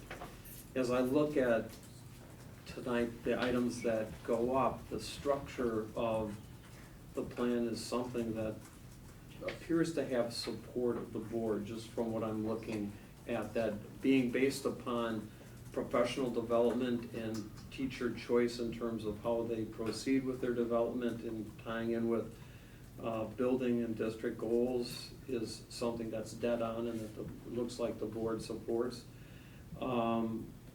And that the evaluative component needs a little more definition, but as we asked Gina that question at the last meeting, was how does that play in, and that's working with the administrators in determining proficiency. If that's where we're at, that serves as an anchor to go back to the community to say, we're gonna have expectations, and if you don't meet them, you go on a PIP, as opposed to tying it to test scores and to Danielson's scores and trying to make that. I just don't see that that's a problem, but maybe some clarity to it. The 3 levels seems to be something that people support, that you have this beginning level and that we run through. That seems to have support. The middle level, there seems to be a number of comments on the questions or concerns about that, the number of steps and whether that's sustainable at that amount. And there are at least 2 or 3 questions about, should we look at compression? Is that viable, and does that deal with some of the financial concerns with it? And then about the top end, are we gonna limit that to 5 people? I mean, that's one I have, or are we gonna broaden that to include some other factors? And then the last thing in terms of the questions or comments, a tie-in to making the financial case in the district. Now that we have the plan and we can make the case on the plan, then it is it fiscally responsible to support our ask based upon the plan? And that we need to, I'm getting asked all the time about, if we're talking about retain, attract and recruit and develop, are we behind that we have to do this? And if we're on par, what justifies us for going out? I have answers to that to say yes, but that needs to be further articulated. Have we looked at other funding sources? Because I get a question all the time, at least a couple times a week. How come you can't pay for this out of your current budget? What necessitates additional ask? We need an answer to that. So that means we as a board have to study that question and get it. It's not that it hasn't been asked or unanswered, but we don't have that at this point. And then what is the dollar value that we're asking for? What's the impact? And is that going to be sustainable over the time? I'm one of the ones who wrote up there, it's not clear to me that it's sustainable. I think the report reflects a question about sustainability, because we're coming back at review. And is there a way that we can make the plan sustainable if it's not right now? That's just what I synthesized from the comments on the board. Dina, did you have anything you'd like to share? Not at this time, no.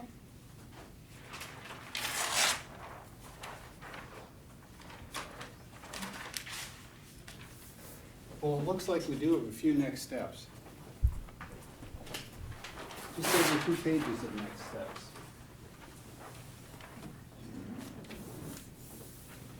again, they're not in a prioritized order. Determine the cost the community can support. Does the plan need revision? Go to referendum. Develop a specific plan and calendar to reach out and engage the community, teachers, and students. Determine financial sustainability of plan. You hear some common themes. Establish an expanded task force to actively inform voters involving the community and all stakeholders. Discuss salary schedule, finalize levels. Have some funding scheme options to consider with Donovan, assuming that's the Donovan group, to develop a communication outreach plan.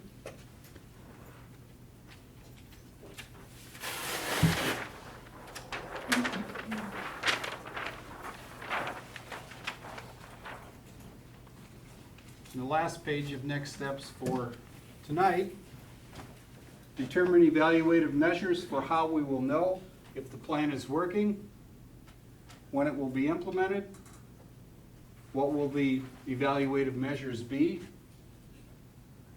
the economics of the plan, costing, alternatives, market, and how this plays into the plan, other funding sources, as Steve mentioned. We need to make it clear what the evaluation component includes, modify and simplify the plan for marketing, and ask a difficult question. Do we sweeten the pot, maybe look at and include a compensation overhaul of all educators, administrators, at least have a dialogue, as this has come to the board member attention, just the messenger. How will we determine evaluative measures so we know if the plan is working? What will be the measures?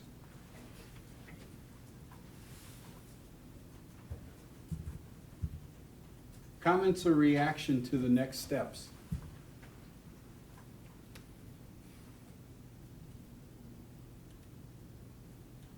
Krista. I have one comment about, and I hear it a lot with people, and I see it here in terms of just going to referendum. I think there's much more deeper conversation that needs to happen than just saying going to referendum, and I think this exercise really points to that it's, what is the plan? What are the amounts in the plan?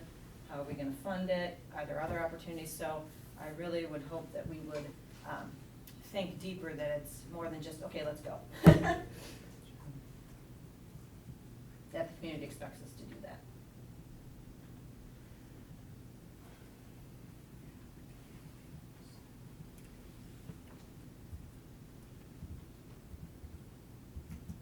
Other comments on the next steps? Charles. Mostly kind of concern about the timeline, primarily because we're getting pretty close to November, actually. This is into May, but it doesn't give us a whole lot of time to do the things that are going to be required, I think, to have a successful referendum in the fall. So I would hope, in terms of the timeline, that we would be on a pretty fast track in terms of reaching out to, involving, engaging the community, relating to what Krista mentioned too. I think expanding the participation of the task force group going forward so that the community really feels like they're involved as part of the conversation.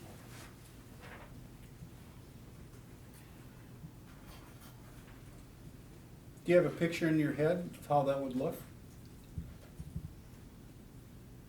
Well, I think it's sort of a variation of the 6 degrees of separation. I think you need to think about sort of sitting some people down and sort of, who are the people you know, who are the people you've talked to, what are the networks, the connections, the associations, the groups of constituents or people with whom you regularly interact, and how can we engage you in the process of reaching out to those people, those connections, those networks, and having the conversations, some of the conversations we've been having tonight, and having a way of getting some of that feedback to us so that we can really be responsive to the kind of issues and questions that are out there in terms of explaining the how and the why we're proposing to go forward with that. Steve? One thought is, we've got a lot of stuff on the board. Right now, we've done a quick run through of those.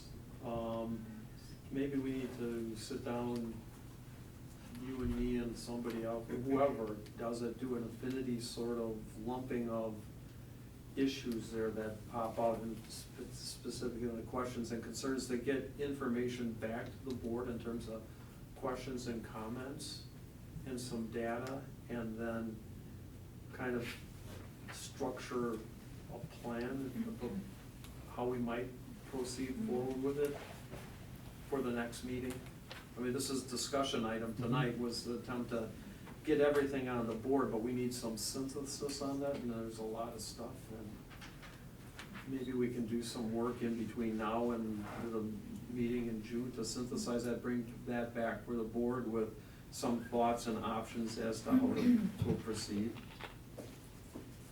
Remember, board members, you have Joe Donovan's group as well. So Joe can do some sifting and winnowing through this information too. And I'm sure, unless he's already committed, on June 13th, day after graduation, is our next board meeting. I'm sure Joe would be willing to come and give us some ideas. I know the committee has a timeline. Gina shared a timeline with me, sort of backing up from that November date, or if it's a April timeline, backing up from that date as well. Charles?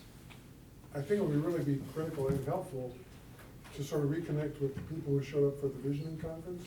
120 some people who came to that, and really have a conversation with them in terms of showing what we're putting forward and how this relates to some of the things that came out of that conference, where we really had, I thought, a really impressive amount of participation and turnout, and suggestions by people who were part of that visioning summit.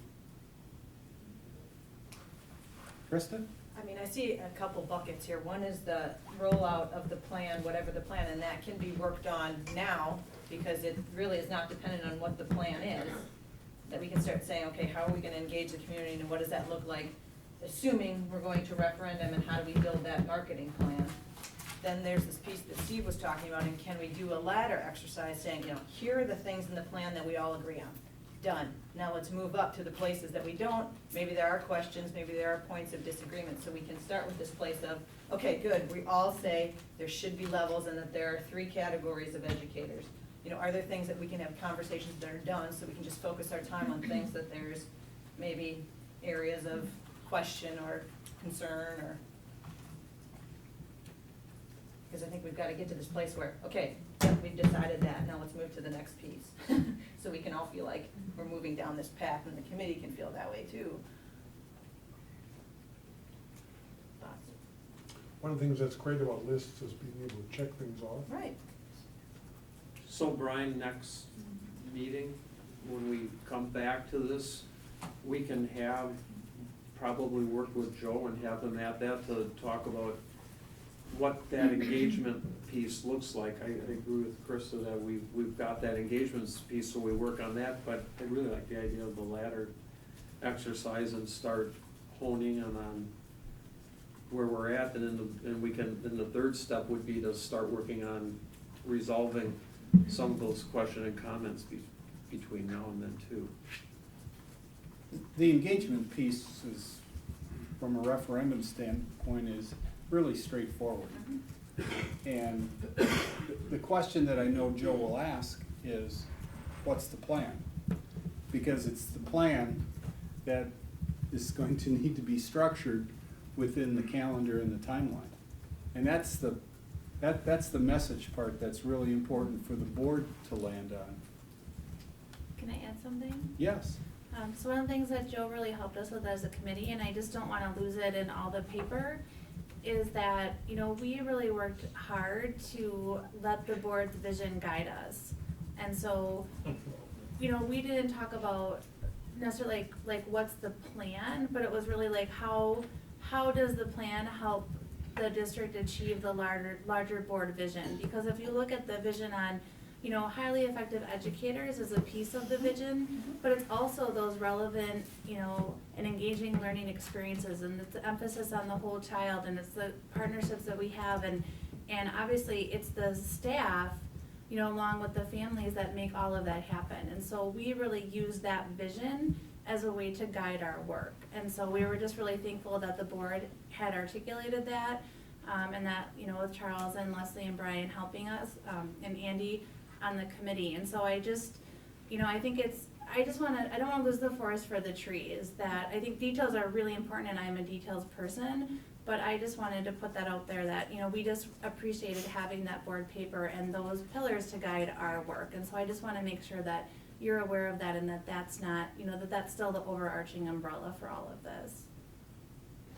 Krista? I mean, I completely agree with everything you said, and my point, which maybe was a little bit misunderstood, was that there is the plan, and I believe that's how we sell this, that here are the core values that the community's identified.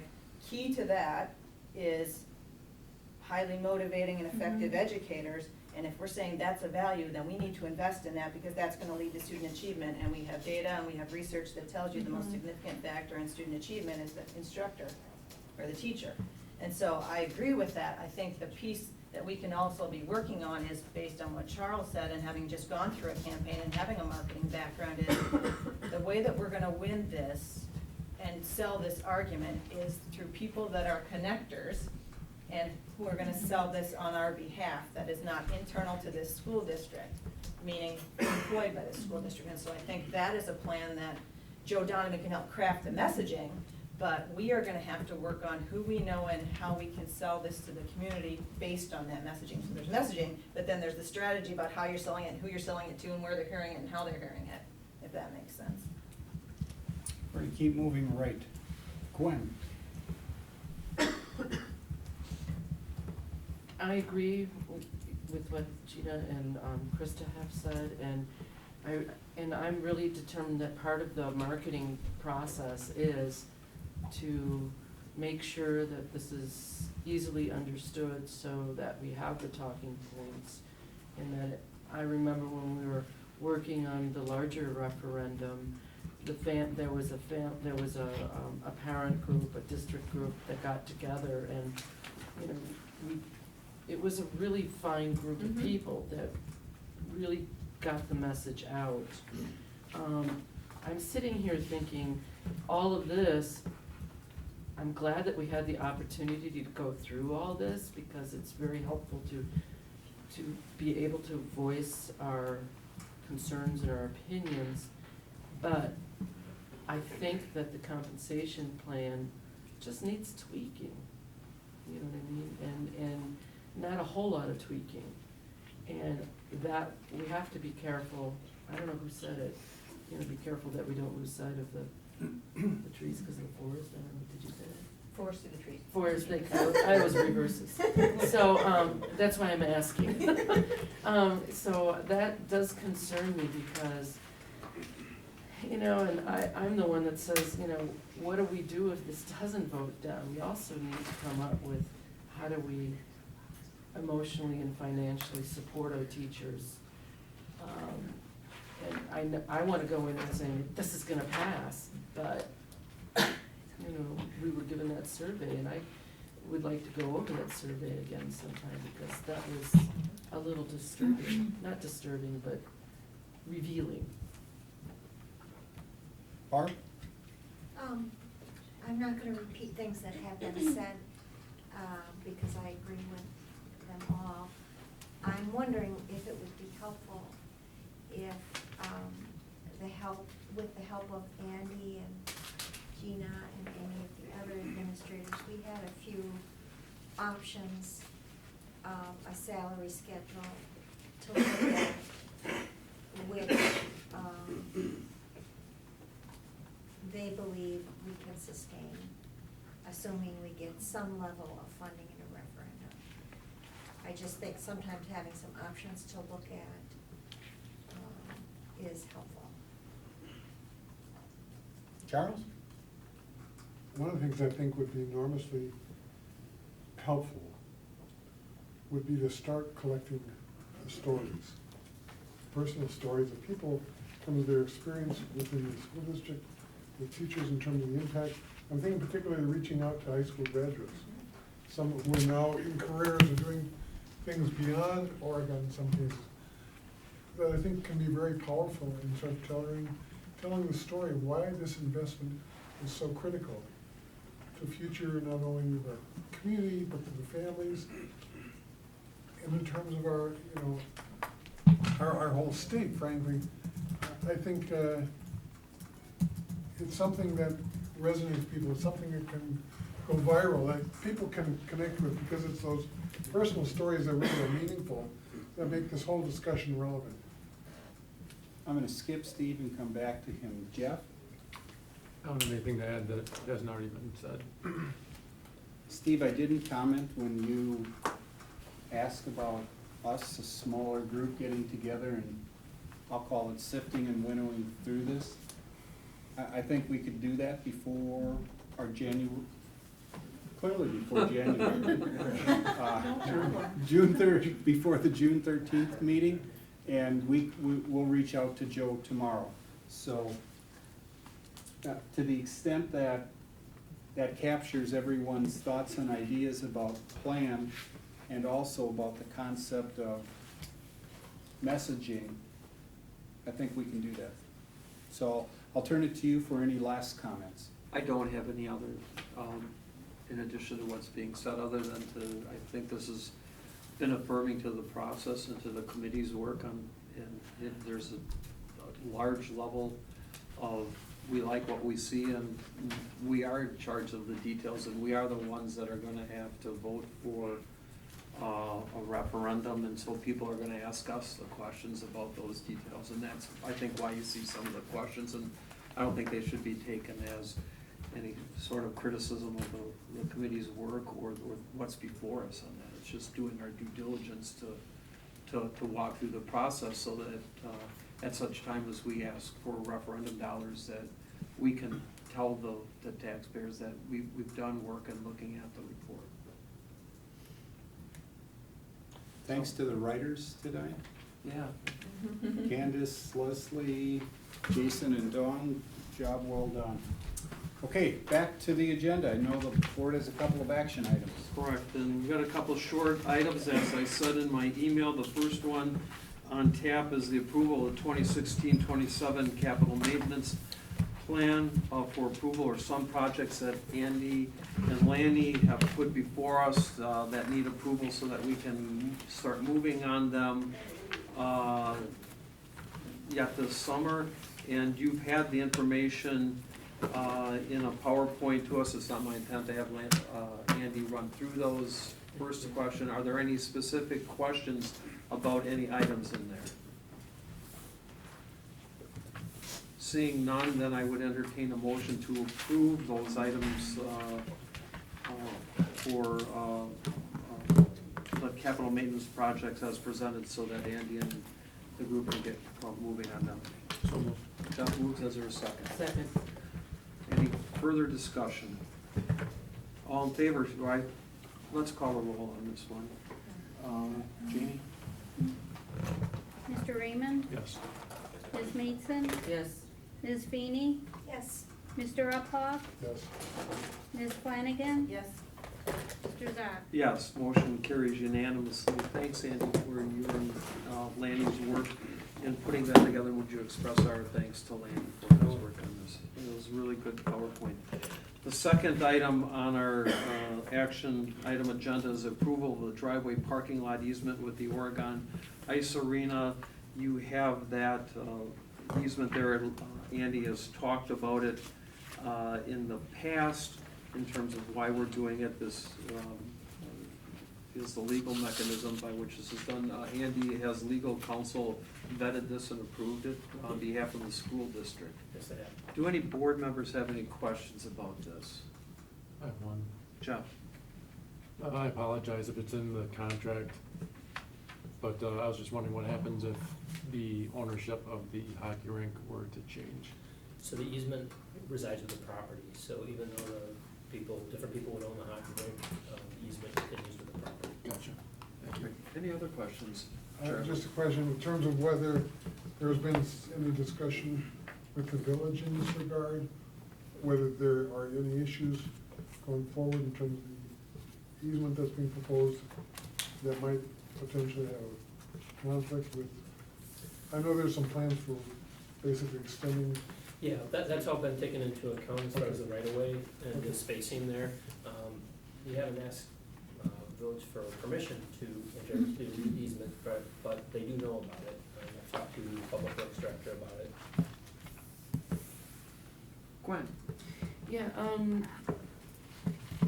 it talks about repairs and maintenance, so how does that look with like snow removal? So we actually had a good discussion about that, and came up with a good solution.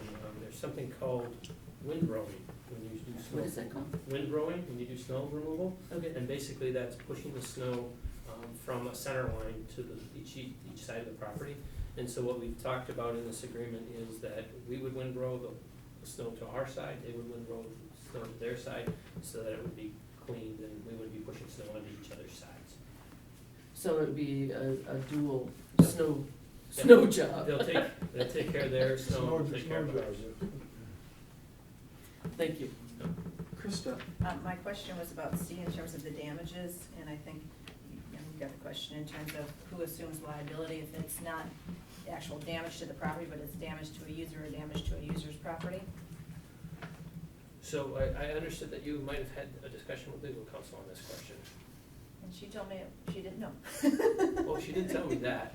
That was not me. It's different legal counsel that specializes in real estate. So your question again is? So I understand what happens if there's damage to their property or our property. My question is, let's say the Oregon Ice Arena has an event and they have a volunteer that's working the parking lot, and so somebody comes into the parking lot and they either get injured or their car gets injured. It doesn't specifically state who's responsible. Is it based on where the accident happens, whose event it is, who's negligent for that? So that's my question. My guess it would be the negligence of whoever created the problem. So if it's a big pothole and it's on their side of the property and somebody drove into that, then that would be their issue. I guess If that's, it's, okay, go ahead. if it's a person and they directed you into my car, Right. then whoever that person was an agent for would be responsible. But I'm gonna look at the person with a law degree to my left.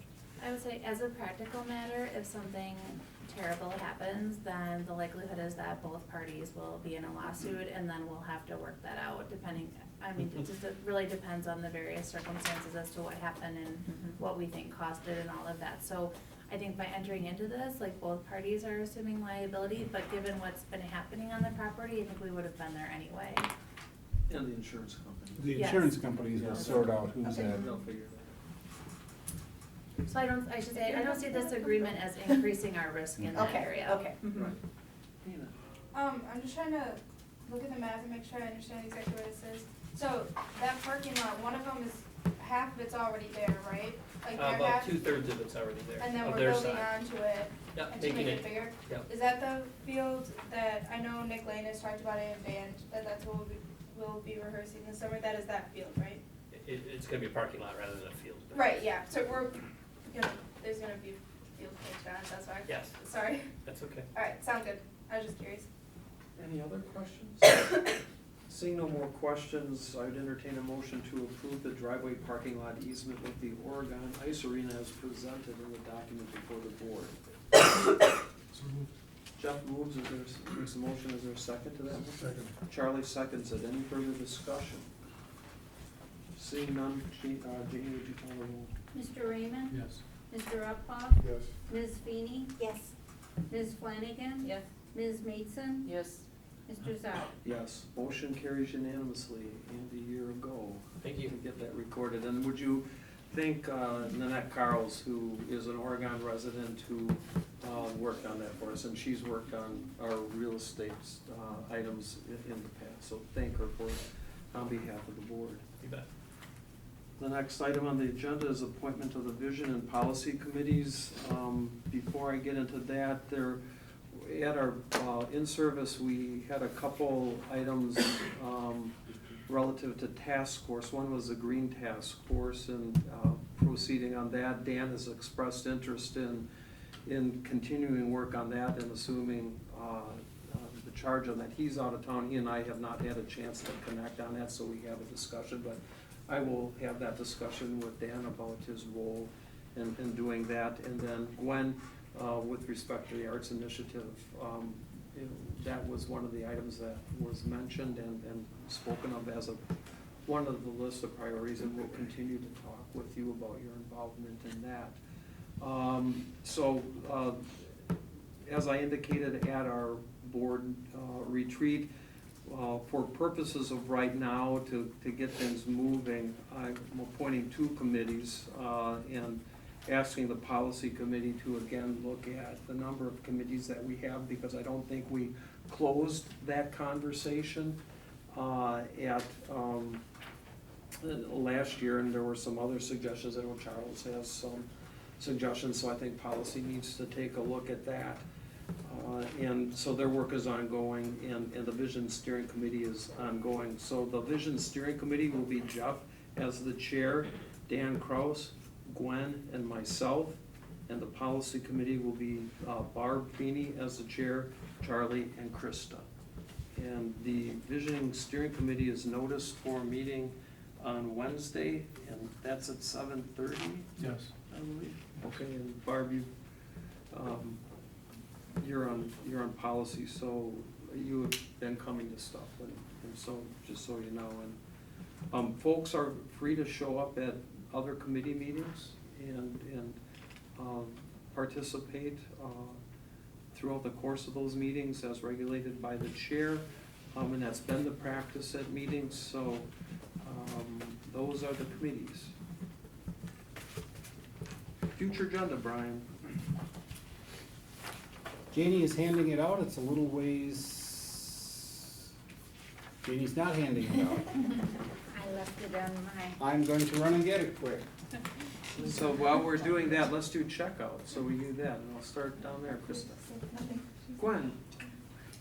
I participated in Pioneer Days at Prairie View. I actually got dressed up and demonstrated low technology in a high technology room of spinning amongst computers, and had a lively discussion with 5th graders concerning the growth of modern industrial revolution based on weaving and spinning mills, and it was absolutely, positively delightful. They know a lot. It was wonderful. Barb. Yeah. Charlie? Um, You only have a few more shots at this. Yeah, I know. I don't know if anyone is friends with my family at all, but my mom was in surgery last week. She had colon cancer. She got home from the hospital today. We helped move her out of the hospital, so that's really exciting. She didn't like it in there. She was uncomfortable there. So I'm just really happy that she's home. If you could have her in your thoughts, that'd be good. And definitely going for all your tests, because they caught hers before she was symptomatic. They caught it just because of a regular test. So they're really important. Absolutely. She's totally like a textbook case for why those tests are important. So, yeah. Great. Will you wish her our best on behalf of the board? Mm-hmm. Thanks. Anything else? Nope. Okay, I don't have anything. Agenda? We have it? Yes. We have our traditional consent calendar, communication from the public, information items from the OEA report, and Anita's report. Then under action items, so far we have 5. You'll notice a trend. 2016-17 CISA 1 contract, 2016-17 CISA 2 contract. Andy's going to bring budget adjustments, and for new board members, you may not know this, every June, Andy brings some budget adjustments to reconcile out the budget at the end of the year, so that's a common occurrence. Action item 4 is a policy on board vacancy, and I think this is as a result of state law change. So Gina has that. And number 5 is a policy on sale and disposal of school property, meaning school property that we no longer utilize, and that's a Gina and Andy item. Committee reports, policy and vision. If the policy committee meets between now and then, they'll have a report. The visioning committee will be meeting, so they'll have a report. And informational items, so far it's the superintendent's report. And an important change to make in your electronic paper, refrigerator, calendar, whatever you have, the meeting will be at Netherwood Knoll at 6:30 as opposed to RCI. So Janie left this exactly where she put it on my desk. Terrific job once again, Janie. One thing that, Brian, we should add is the teacher comp report and further work on that. Yes. And that probably should be on as an information and potential action item, depending on if we need to start process.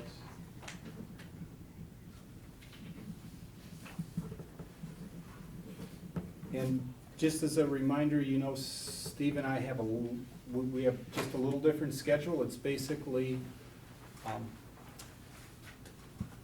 it will be next Wednesday. It'll be Wednesday, yeah. June 1st. June 1st, if you have agenda items, get them to either one of Actually, us. it's or- this Wednesday. Oh, it's this Wednesday? Yeah. 10 Okay. days before, so if you have agenda Yes, items, thank get you. them to me. By then, we'll be in touch this week, probably, well, I gotta check with you on Wednesday. It's supposed to be raining, so I won't be working on my deck that day. So we'll Oh, that's connect. right, you're on vacation this week. Staycation. I work today, anyway. And then you guys will get an email from me and Brian, a joint email again, kind of outlining the agenda and what we're gonna do. So with that, we're at adjournment time. Does anybody wanna make a call? Second. Glenn, all in favor, signify by saying aye. Aye. Opposed, motion carries, we're adjourned at 8:10. Thanks, everyone.